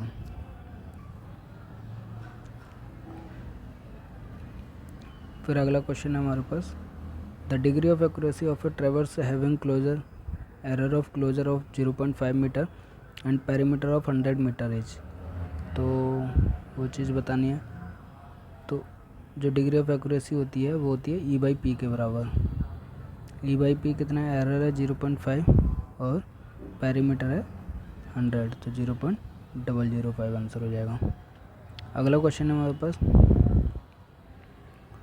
Regression equation the correlation coefficient between two survey quantities. Correlation coefficient बताना है। कोरिलेशन कोफिशिएंट के लिए दो चीज़ें हैं इसके अंदर। एक तो रेंज हमें याद रखनी पड़ती है, पॉजिटिव नेगेटिव हो सकता है लेकिन 1 to 1 के बीच में होना चाहिए, -1 से 1 के बीच में, +-1 के बीच में। फिर हमारे पास अगर हमें कोरिलेशन कोफिशिएंट निकालना है तो उसकी वैल्यू जो होती है वो √ का BXY इंटू का BYX होती है। अब ये दोनों चीज़ क्या है वो चीज़ हमें निकालनी पड़ेगी। मीन्स x का y पे क्या रिलेशन है और y का x पे क्या रिलेशन है। तो जैसे ये इक्वेशन है हमारे पास, पहली वाली है 2x - 5y + 98 = 0। तो हम यहाँ से अगर y की वैल्यू निकालेंगे तो 2/5x + 98/5।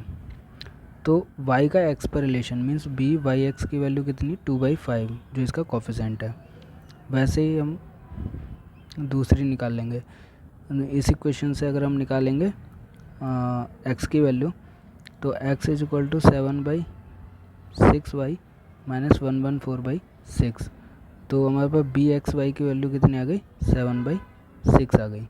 अब इसका कोरिलेशन निकाल लेंगे। तो कोरिलेशन कितना है, कोरिलेशन आ जाएगा R = √BXY इंटू BYX। तो ये वैल्यू हो गई हमारे पास 2/3 इंटू 7/6। इसको सॉल्व करोगे तो 0.685 आ जाएगा आपका सॉल्व करने पे। तो वही चीज़ हमें निकालनी पड़ती है, कोरिलेशन इसका निकालना है। फिर आगे अगला क्वेश्चन है हमारे पास कि a population variance is 14.8 sample variance है। A population variance is 14.8 sample variance is 15.4 and the number of degrees of freedom is 10। Then chi square value निकालनी है, चाई स्क्वायर वैल्यू। तो इसका एक फार्मूला होता है चाई स्क्वायर वैल्यू का, और चाई स्क्वायर का जो फार्मूला है वो है चाई square = n-1 into S² sigma square. S है सैम्पल वेरिएंस और सिग्मा है हमारे पास पॉपुलेशन वेरिएंस, और n-1 वो है वो डिग्री ऑफ फ्रीडम है। तो जब हम चाई स्क्वायर निकालेंगे, चाई स्क्वायर की वैल्यू जो होगी वो होगी चाई स्क्वायर की वैल्यू जो होगी वो होगी 10 इंटू S² मतलब सैम्पल वेरिएंस है, वेरिएंस स्क्वायर है तो वेरिएंस है। अगर वही ये स्टैंडर्ड डेविएशन दे रखा होता तो इसका स्क्वायर करना पड़ता हमें, पर ये वेरिएंस ऑलरेडी दे रखा है, मीन्स S² की वैल्यू दे रखी है और सिग्मा स्क्वायर की वैल्यू दे रखी है। तो S² है 15.4 और सिग्मा स्क्वायर है 14.8। तो इसको जब सॉल्व करेंगे तो 10.40 आंसर आ जाएगा। तो ये हमारे पास मैथमेटिकल का पोर्शन का सिलेबस से हमारे पास क्वेश्चन है, और ज़्यादा 2-3 ही टॉपिक हैं हमारे पास मैथ में भी, तो ज़्यादा लोड लेने की ज़रूरत नहीं है। बाकी सिविल इंजीनियरिंग वगैरह में मैथ ज़्यादा पूछी जाती है, इसमें है मैथ्स, पर कुछ ही टॉपिक्स हैं जो हमें ईजिली कवर्ड हो जाएंगे, मैं आपको करा दूंगा वो। मैं हर एक टॉपिक्स की, हर एक पोर्शन जो सिलेबस है उसका वीडियो अपलोड करूंगा। आप बस मेरे चैनल को सब्सक्राइब कर लीजिए। नेक्स्ट क्वेश्चन है 44। नेक्स्ट क्वेश्चन 44 में इसने बोला है कि height of station determined by GNSS is 284.097 and geode height of the station is -30.052। The elevation of the station is. तो इसमें ये जैसे क्वेश्चन है, तो इसमें इलिप्सॉइडल हाइट है, और मान लो कि कोई भी हमारे पास ये टेरेन है, और ये हमारे पास इलिप्सॉइडल हाइट जो कि उससे मिलती है, हमें GNSS से मिलती है। और इसके ऊपर जो टेरेन है, टेरेन से निकालना है जियोड हाइट, उसी के बेस पे होती है लगभग। जैसे होता है जो इक्विपोटेंशियल सरफेस होता है, उससे जियोड सरफेस बनता है, जैसे हम बोले जाते हैं कि अर्थ की शेप जियोड शेप है। तो इसमें ये फॉर्मूला है, इसमें जो n इज इक्वल टू होता है वो h माइनस एच होता है। n is equal to h minus H, तो h is equal to h minus N. n जो है वो हमारे पास जियोइड हाइट है। जियोइड हाइट क्या होती है कि जो इलिप्सॉइडल सरफेस होता है और जो जियोइड सरफेस होता है, इन दोनों के बीच का डिफरेंस, ये हमारे पास n के बराबर होता है। और जो इलिप्सॉइडल से लेके टेरेन का जो पॉइंट है, इस पॉइंट का अगर निकालना है, तो इलिप्सॉइडल सरफेस से लेके यहाँ तक टेरेन तक का ये स्मॉल h होता है। और जो ऑर्थोमेट्रिक हाइट कहलाती है वो जियोइड सरफेस से उस टेरेन पॉइंट तक का, ये हमारे पास कैपिटल H होती है। तो n is equal to capital H minus H. ये हमारे पास पॉजिटिव नेगेटिव रहती है जियोइड हाइट, क्योंकि जियोइड सरफेस जो है कभी नीचे कभी ऊपर हो सकता है। तो इस केस में हमारे पास h की वैल्यू जो होगी, जो निकालनी है, एलिवेशन ऑफ द स्टेशन निकालनी है, वो हमारे पास 284.097 और माइनस 30.052। तो इसकी वैल्यू 314.149 जो भी आएगी सॉल्व कर लेना, वो आंसर आ जाएगा हमारे पास। इसको मैं पूरा डायग्राम के साथ आपको विजुअलाइज करवाऊँगा, और अपने नोट्स में मैंने सब कुछ लिखा हुआ है, वो आगे मैं अपलोड करूँगा। मैं नेक्स्ट मंथ तक पूरा सिलेबस के वीडियो जितनी भी हैं दिसंबर एंड तक सारी कंप्लीट करके अपलोड कर दूँगा। तो मेरे चैनल पे आप बने रहिए, आपको सारी इन्फॉर्मेशन जितनी भी इससे रिलेटेड जॉब्स निकलती हैं वो भी, उनके बारे में भी अपडेट करता रहूँगा। नेक्स्ट क्वेश्चन है हमारे पास, number of cell required to cover an area of 90 square kilometre of ASTER GDM are. तो हमारे पास इसमें क्या है, हमारे पास स्पेशल रिजोल्यूशन पता होना चाहिए इसके लिए। नंबर ऑफ सेल्स मींस क्या है कि कोई भी इमेज होती है ग्रिड में बनती है, नंबर ऑफ सेल्स होते हैं उसमें, और नीचे के ग्राउंड एरिया को वो कवर करती है। तो एक सेल में कितना ग्राउंड एरिया कवर्ड हो रहा है, वही रिजोल्यूशन कहलाता है कि एक सेल का जो साइज़ है वो नीचे ग्राउंड को कितना साइज़ उसका कवर कर रहा है ग्राउंड को, वो उसका रिजोल्यूशन कहलाता है। जितना कम एरिया कवर कर रहा है उतना ज़्यादा अच्छा है, जितना कम रिजोल्यूशन है, क्योंकि हमारे पास डिटेल इमेज डिटेल वो मिल जाती है, इन्फॉर्मेशन मिल जाती है उस इमेज से। तो नंबर ऑफ़ सेल्स बताने हैं, इसका जो स्पेशल रिजोल्यूशन होता है वो 30 मीटर होता है। तो उसी हिसाब से नंबर ऑफ़ सेल्स अगर निकालेंगे मीटर में होती हैं रिजोल्यूशन जो है। तो 9 स्क्वायर किलोमीटर है, तो 9 स्क्वायर किलोमीटर को 10 की पावर 6 मीटर स्क्वायर हो गया, और 30 मीटर इंटू 30 मीटर अगर एरिया देखा जाए तो ये हमारे पास 10 की power 4 means 10,000 number of cells चाहिए, रिक्वायर्ड चाहिए 9 स्क्वायर किलोमीटर एरिया को कवर करने के लिए, क्योंकि एक जो कवर कर रही है वो 900 मीटर स्क्वायर कवर कर रही है, एक जो सेल है।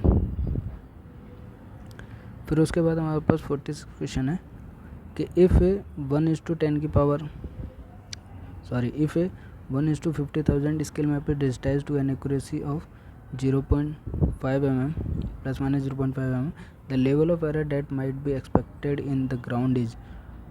तो एक्यूरेसी इतनी है, the level of error that might be expected in the ground, तो ग्राउंड में एक्यूरेसी लेवल ऑफ एरर कितना हो सकता है। तो सिंपल सी बात है, जो उसका स्केल है उससे मल्टीप्लाई कर दो उसके RF से। जैसे एक ये RF है ना हमारे पास, रिप्रेजेंटेटिव फ्रैक्शन, अगर हम इसको स्केल में कन्वर्ट करते हैं वैसे, तो 1 mm हमारे पास कितने बराबर, 50,000 mm के बराबर।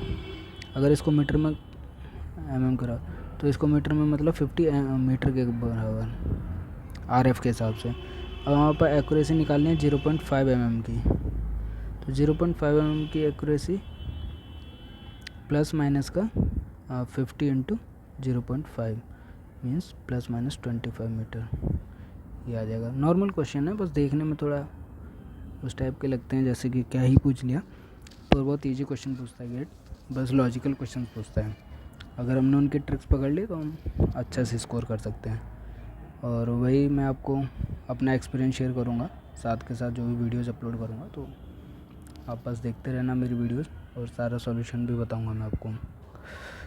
तो हमारे 46 क्वेश्चंस हो चुके हैं, जो कंपलसरी पार्ट था वो कवर हो चुका है टेक्निकल में, जो ज्योमेट्रिक्स अंदर इंजीनियर्स के अंदर पूछा जाता है।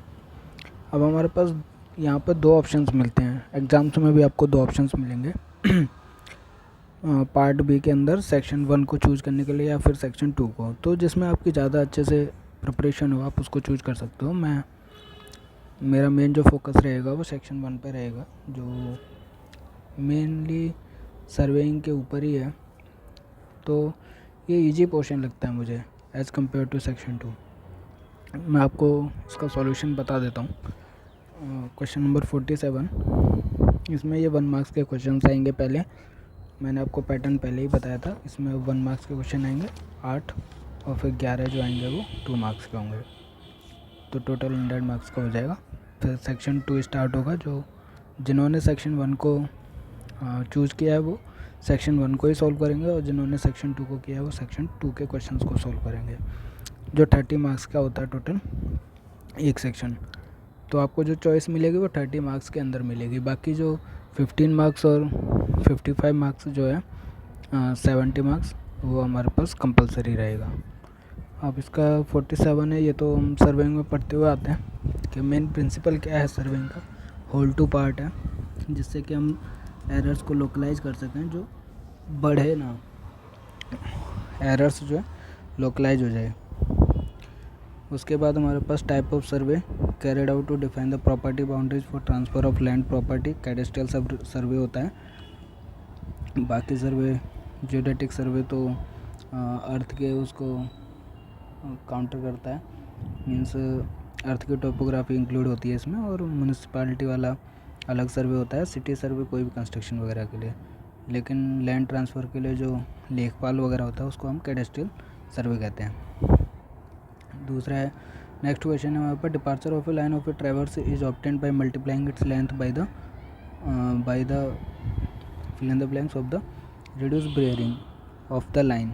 तो इसमें देखा जाएगा तो ये ट्रैवर्सिंग का क्वेश्चन है, ये हमारे पास होता है। ये मान लो कोई भी लाइन है, तो एक ये चीज़ है और एक ये चीज़ है, इसको हम लैटिट्यूड कहते हैं, नॉर्थ साइड जो होता है, और ईस्ट वेस्ट साइड जो होता है, नॉर्थ साउथ साइड वाला लैटिट्यूड कहते हैं, और ईस्ट वेस्ट साइड वाला डिपार्चर कहते हैं, ये वाला।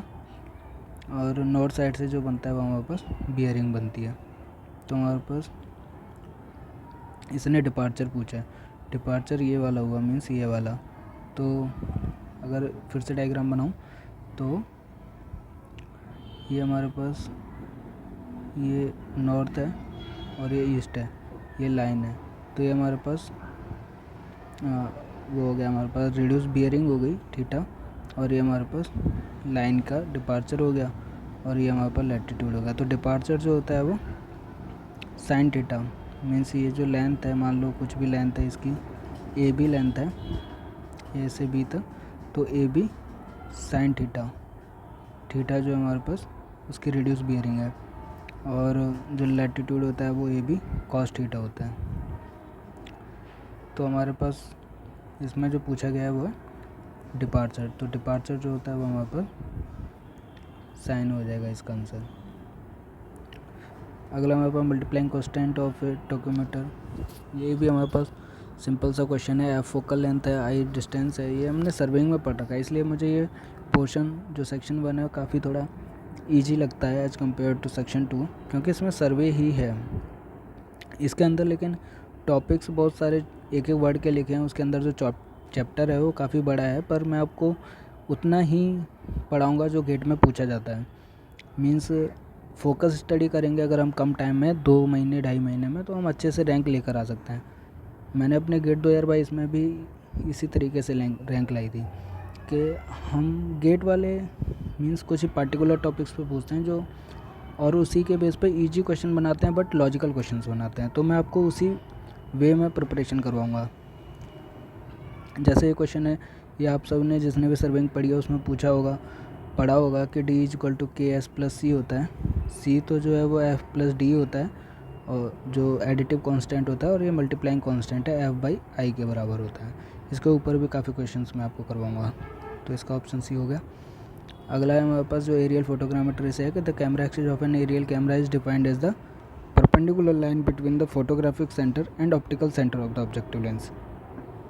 ये भी सिंपल क्वेश्चन ही है, सिंपल क्वेश्चन है कि perpendicular line between the photographic centre and optical centre of the objective lens. Camera axis, camera aerial photography है तो कैमरा कैसे ऊपर की साइड रहता है और उसकी इमेज नीचे की साइड वो कैप्चर करता है ग्राउंड की। कैमरा एक्सिस जो होती है वो परपेंडिकुलर होती है जो ग्राउंड होते हैं। जैसे कि एरियल फोटोग्राफी है तो ऊपर से हम कोई इमेज ली, उसने ग्राउंड को कवर किया तो जो वर्टिकल लाइन होती है, मीन्स प्लम लाइन कह सकते हैं, जो 90 डिग्री पर मीट करती है हमारे पास ग्राउंड को, तो ये हमारे पास कैमरा एक्सिस होती है।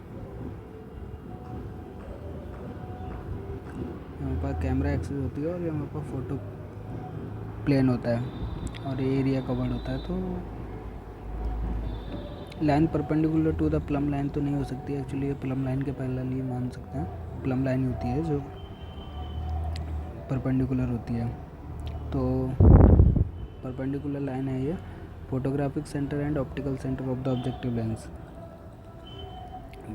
Means plumb line drawn from the lens centre to the photo plane, उसे हम ऑप्टिकल एक्सिस कहते हैं, फोटोग्राफिक एक्सिस कहते हैं। लेकिन कैमरा एक्सिस जो है वो परपेंडिकुलर लाइन होती है फोटोग्राफिक सेंटर और ऑप्टिकल सेंटर के बीच में।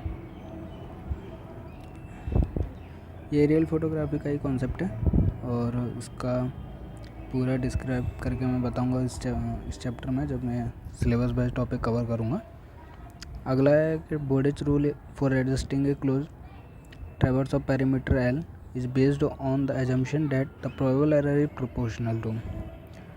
तो बोडेज रूल होता है, एक ट्रांजिट रूल होता है। तो बोडेज रूल जो प्रोपोर्शनल मानता है रूट L के, और ट्रांजिट रूल मानता है रूट L के, ये वो sorry directly proportional to L के, और जो बोडेज रूल है वो directly proportional to root L होता है बोडेज रूल में। सर्वे का ही पार्ट है वो। और जैसे ये क्वेश्चन है, select the incorrect statement, scale of A tilted photograph is uniform through out it's extent. तो ये पहला ऑप्शन ही गलत है हमारे पास, कि जो टिल्टेड फोटोग्राफ होता है उसका वो स्केल जो होता है वो यूनिफॉर्म नहीं रहता। आप खुद ही देख लो, वैसे भी अलग अलग तरीके से ऑब्लिक होता है कैमरा एक्सिस।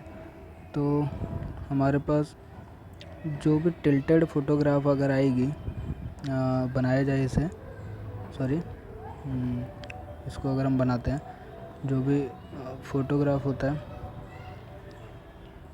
फोटोग्राफ जो कवर करता है टिल्टेड फोटोग्राफ अगर है, तो जो इसका स्केल होता है ग्राउंड पर थोड़ा और टिल्ट करके बनाना पड़ेगा समझाने के लिए। जैसे अगर मैंने ये वाला बनाया है तो इसका स्केल जो होगा, ये टिल्टेड फोटोग्राफ है, ये कैमरा एक्सिस है, तो जो टिल्टेड फोटोग्राफ आएगा इसका स्केल जो है वो थ्रू आउट एक्सटेंड जो है वो सेम नहीं रहता। यहाँ पर जैसे जैसे दूर जाएंगे उसका बढ़ता जाता है, पिक्सल साइज भी बढ़ता जाता है। और बाकी ऑप्शन सही हैं, ये जो इनकरेक्ट है, relief displacement of any point will be radial from nadir point of the tilted photograph, ये भी सही है। Bisector of the angle tilt intersect the tilted photograph is known as isocentre. इसमें पढ़ाऊँगा मैं, जैसे कि कोई भी फोटोग्राफ है और अगर हमने टिल्टेड लिया मीन्स नॉर्मल तो हमारे पास हो जाती है, पर हमारे पास टिल्टेड वाली फ़ोटोग्राफ जो है उससे जो एक्सेस होती है ये एक प्लम लाइन से होता है और एक कैमरा एक्सेस से होता है, तो इनके बीच का जो डिस्टेंस होता है वो आइसोसेंटर कहलाता है। तो वही चीज़ है tilted photograph, angle of tilt intersect the tilted photograph को जहाँ पे कट करता है उसको आइसोसेंटर कहते हैं। A line perpendicular to the principal line and passing through the isocentre is known as axis of tilt. ये भी सही बात है। तो हमारे पास इनकरेक्ट जो ऑप्शन बताना था वो ऑप्शन ए है कि उसका स्केल जो है वो यूनिफॉर्म नहीं रहता है, चेंज होता रहता है।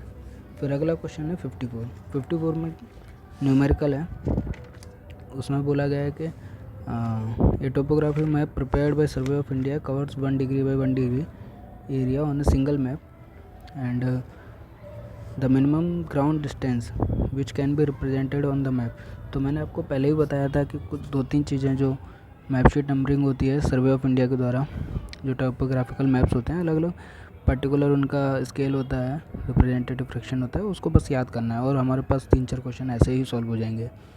तो जैसे ये क्वेश्चन है 1 डिग्री बाई 1 डिग्री है, मैं आपको पहले ही बता चुका हूँ कि 1 डिग्री बाई 1 डिग्री का जो स्केल 1/2.5 लाख होता है, 1:2.5 लाख होता है।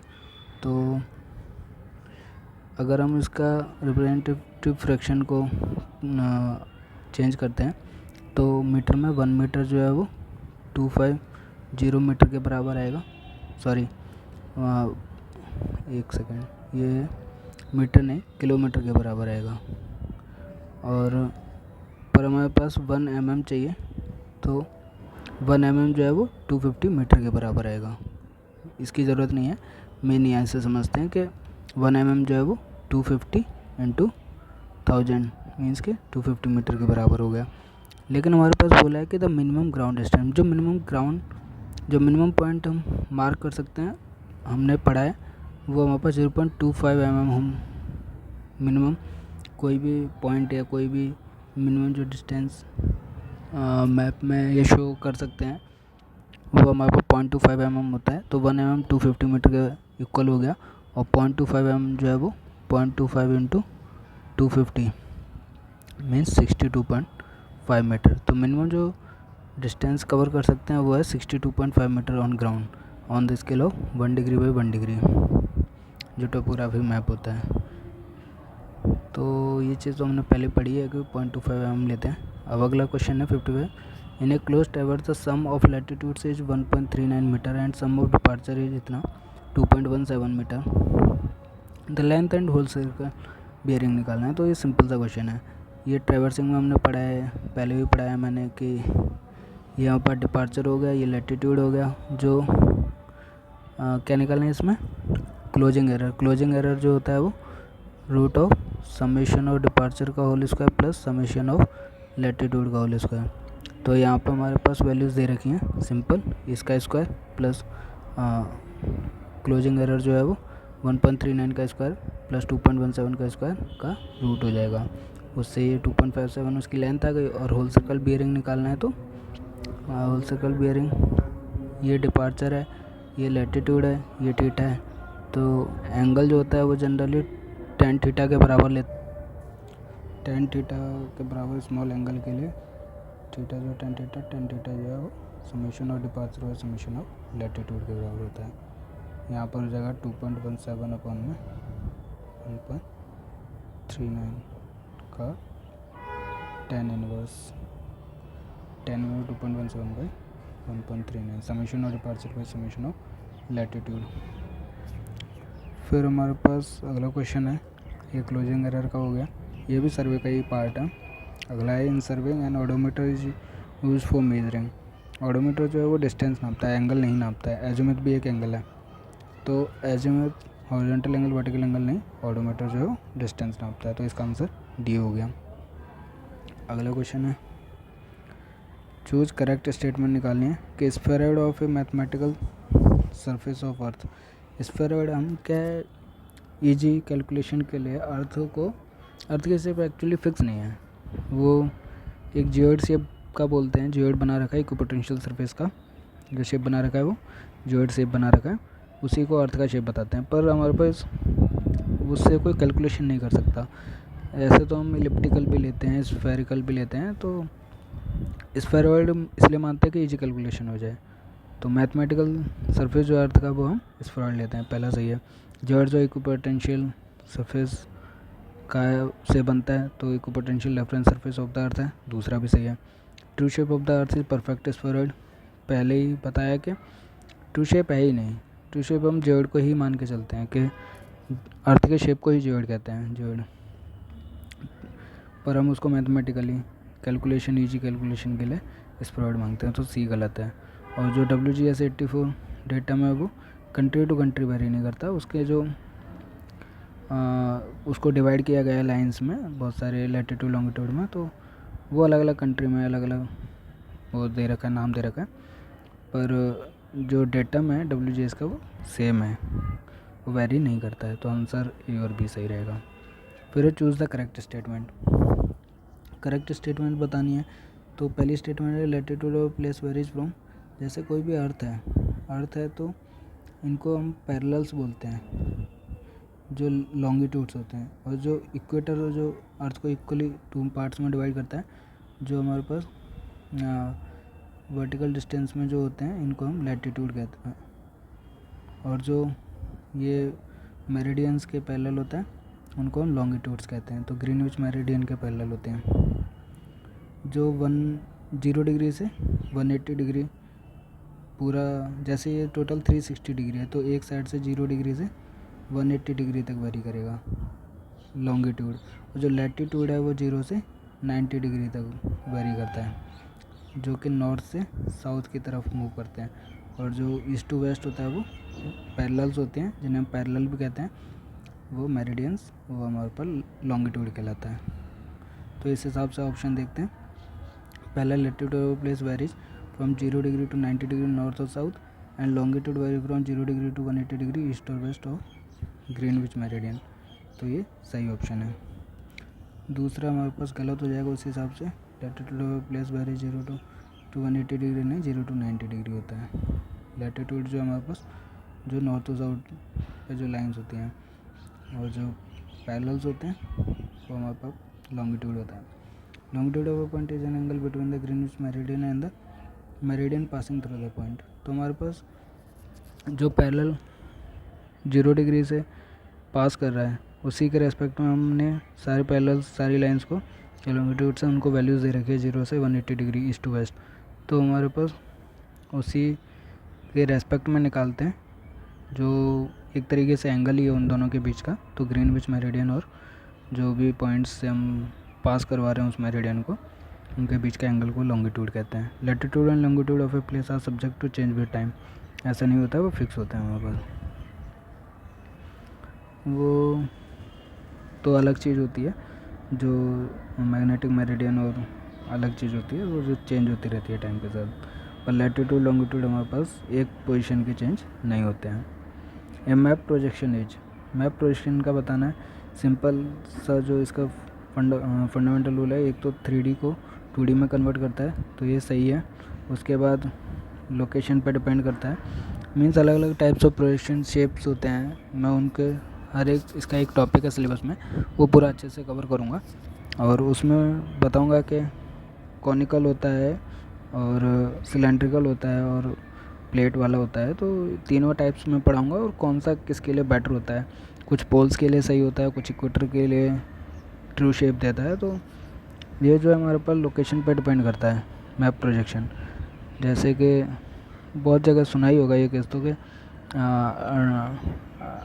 कौन सा अटलांटिक जो है वो ज़्यादा दिखता है, मीन्स नॉर्थ पोल पे वाइड होता जाता है।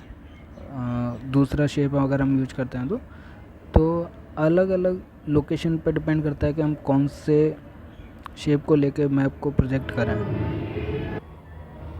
जो अगला ऑप्शन है ये है systematic representation of latitude and longitude lines on a plane और पेपर मैप। ये भी सही बात है कि जो भी हम मैप प्रोजेक्ट करते हैं, जो भी कंट्री का या फिर जो भी रीजन का, उस पर लैटिट्यूड लॉन्गिट्यूड जो लाइंस होती हैं वो भी शो होती हैं। तो ये भी ऑप्शन 1 करेक्ट है। Required for taking theodolite observation of horizontal angle, ये तो है, ये ऑप्शन गलत है क्योंकि थियोडोलाइट की कोई ऑब्जर्वेशन की रिक्वायरमेंट नहीं रहती है। इसमें मैं प्रोजेक्शन वाले टॉपिक में बताऊंगा कि मैं आपको कौन से प्रोजेक्ट करते हैं, कॉनिकल, हॉरिजॉन्टल, उसमें भी बहुत सारे 2-3 तरीके होते हैं, तो वो सारा मैं कवर कर पाऊँगा आपको। तो इसका ऑप्शन डी गलत है, बाकी 3 सही है। अगला है हमारे पास face left and face right observation using a vernier theodolite will eliminate. तो हमारे पास फेस राइट और फेस लेफ्ट से हम इंडेक्स एरर को एलिमिनेट कर सकते हैं, ग्रेजुएशन एरर को। इसेंट्रिसिटी एरर, एटमॉस्फेरिक एरर ये नहीं हो सकते क्योंकि एटमॉस्फेरिक तो फेस लेफ्ट से लो रीडिंग या फेस राइट से लो, वो एरर आएगा ही आएगा। और इसेंट्रिसिटी वाला तो हमारे पास टेक्निकल एरर रहता है इंस्ट्रूमेंट में ही। तो जो इंडेक्स एरर है, ग्रेजुएशन एरर है, ये हम एलिमिनेट कर सकते हैं। जो रीडिंग वाला पार्ट होता है वो हम फेस लेफ्ट और फेस राइट करके जो वैल्यूज़ लेते हैं उससे एलिमिनेट हो जाते हैं। तो ऑप्शन ए और बी आंसर है इसका। अगला जो 4-5 क्वेश्चन है वो हमारे पास न्यूमेरिकल्स हैं, तो वो भी देख लेते हैं अभी। ये 2 मार्क्स के क्वेश्चन हैं। 2 मार्क्स में थोड़ा टाइम का इतना इशू नहीं रहता है गेट पेपर में, पर फिर भी अगर किसी भी उसमें फंस रहे हैं तो उसको थोड़ा छोड़ दो, बाद में मार्क फॉर रिव्यू कर दो, बाद में पहले पेपर सॉल्व कर लो। जो टाइम आधा घंटा, 40 मिनट, 45 मिनट जो भी बचेगा उसमें वापस से आके उसको सॉल्व कर सकते हो। अगर क्लियरली सॉल्व होता जा रहा है तो कोई दिक्कत नहीं है, पर किसी भी क्वेश्चन में ज़्यादा टाइम वेस्ट नहीं करना है। फिर हमारे पास जैसे क्वेश्चन है 61, the parallax of A point A on a pair of successive overlapping photographs. तो पैरेलैक्स दे रखा है ए में 73.22 और 73.22 mm। माइक्रोमीटर रीडिंग दे रखी है हमारे पास ए की 12.10 mm।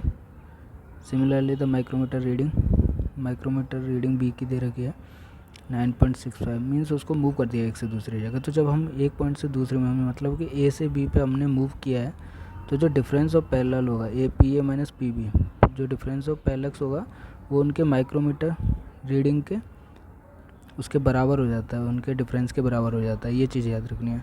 तो पी है 73.22 माइनस पी भी निकालना है हमें, और एम है हमारे पास 12.10 और एम बी है 9.65। तो इसको जब सॉल्व करेंगे तो पी बी की वैल्यू हमारे पास 70.77 आ जाएगी। तो इससे आंसर आ जाता है। नेक्स्ट क्वेश्चन हमारे पास 62, the size of an aerial photograph is 5 mm equal to 100 metre. The size of photograph is 23 cm into 23 cm if the longitudinal overlap is 65% and side lap is 20%. The number of photographs required to cover an area of 12.5 km into 8 km given the flight line is along the longest dimension। Means के 12.5 के along longitudinal overlap है।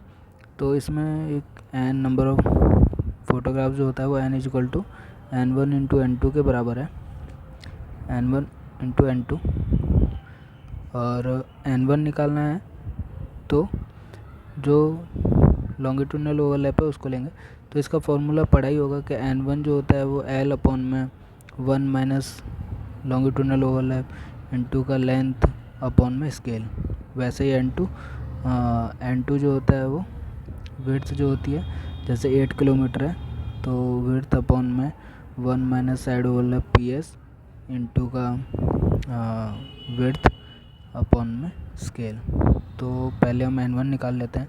n1 निकालने के लिए, और sorry जो पिछले फॉर्मूले हैं उसमें +1 भी रहता है। तो n1 निकालना है हमें, तो l अपॉन में 1 minus P L into L upon में एस और +1 ये रहना है। तो n1, तो इसको अगर सॉल्व करेंगे अगर हम, तो 12.1 इंटू का 12.5 इंटू 1000 अपॉन में 1 minus P L means 1 minus 0.65, 1 minus 0.65 into 23 centimetre means 0.23 upon में स्केल हमारे पास 1:, जैसे 5 mm का रिप्रेजेंटेटिव फ्रैक्शन निकाल लो। 5 mm equal to 100 metre, metre को mm में कन्वर्ट करो तो इंटू 1000 कर दो इसको, इतना mm आ गया। तो इसका रिप्रेजेंटेटिव फ्रैक्शन कितना है 1:20,000। तो वैसे ही इसको 1:20,000 इसको सॉल्व करोगे तो 9 के अप्रोक्स आएगा। और फिर दूसरे वाले पार्ट को n1 की वैल्यू 9 हो गई और जो n2 की वैल्यू रहेगी वो 8 × 1000 8 किलोमीटर है अपॉन में 1 माइनस PS है 20%, तो 1 माइनस 0.2 इंटू का 23 सेंटीमीटर और इंटू का रिप्रेजेंटेटिव फ्रैक्शन। इसको सॉल्व करोगे और प्लस का 1 इसको सॉल्व करोगे तो 4 आएगा। तो 9 × 4 36 आंसर हो जाएगा। एंड n की वैल्यू क्या बताई थी मैंने n1 × n2, तो 9 × 4 = 36 नंबर ऑफ फोटोज़। पॉइंट में आंसर आएगा तो 8 पॉइंट समथिंग आएगा पहले का n1, तो 9 हो जाएगा और दूसरा 3 पॉइंट समथिंग आएगा तो 4 हो जाएगा। पॉइंट में फोटोग्राफ्स नहीं होते, इंटीजर में ही बताना पड़ेगा। फिर उसके बाद हमारे पास नेक्स्ट क्वेश्चन है 63।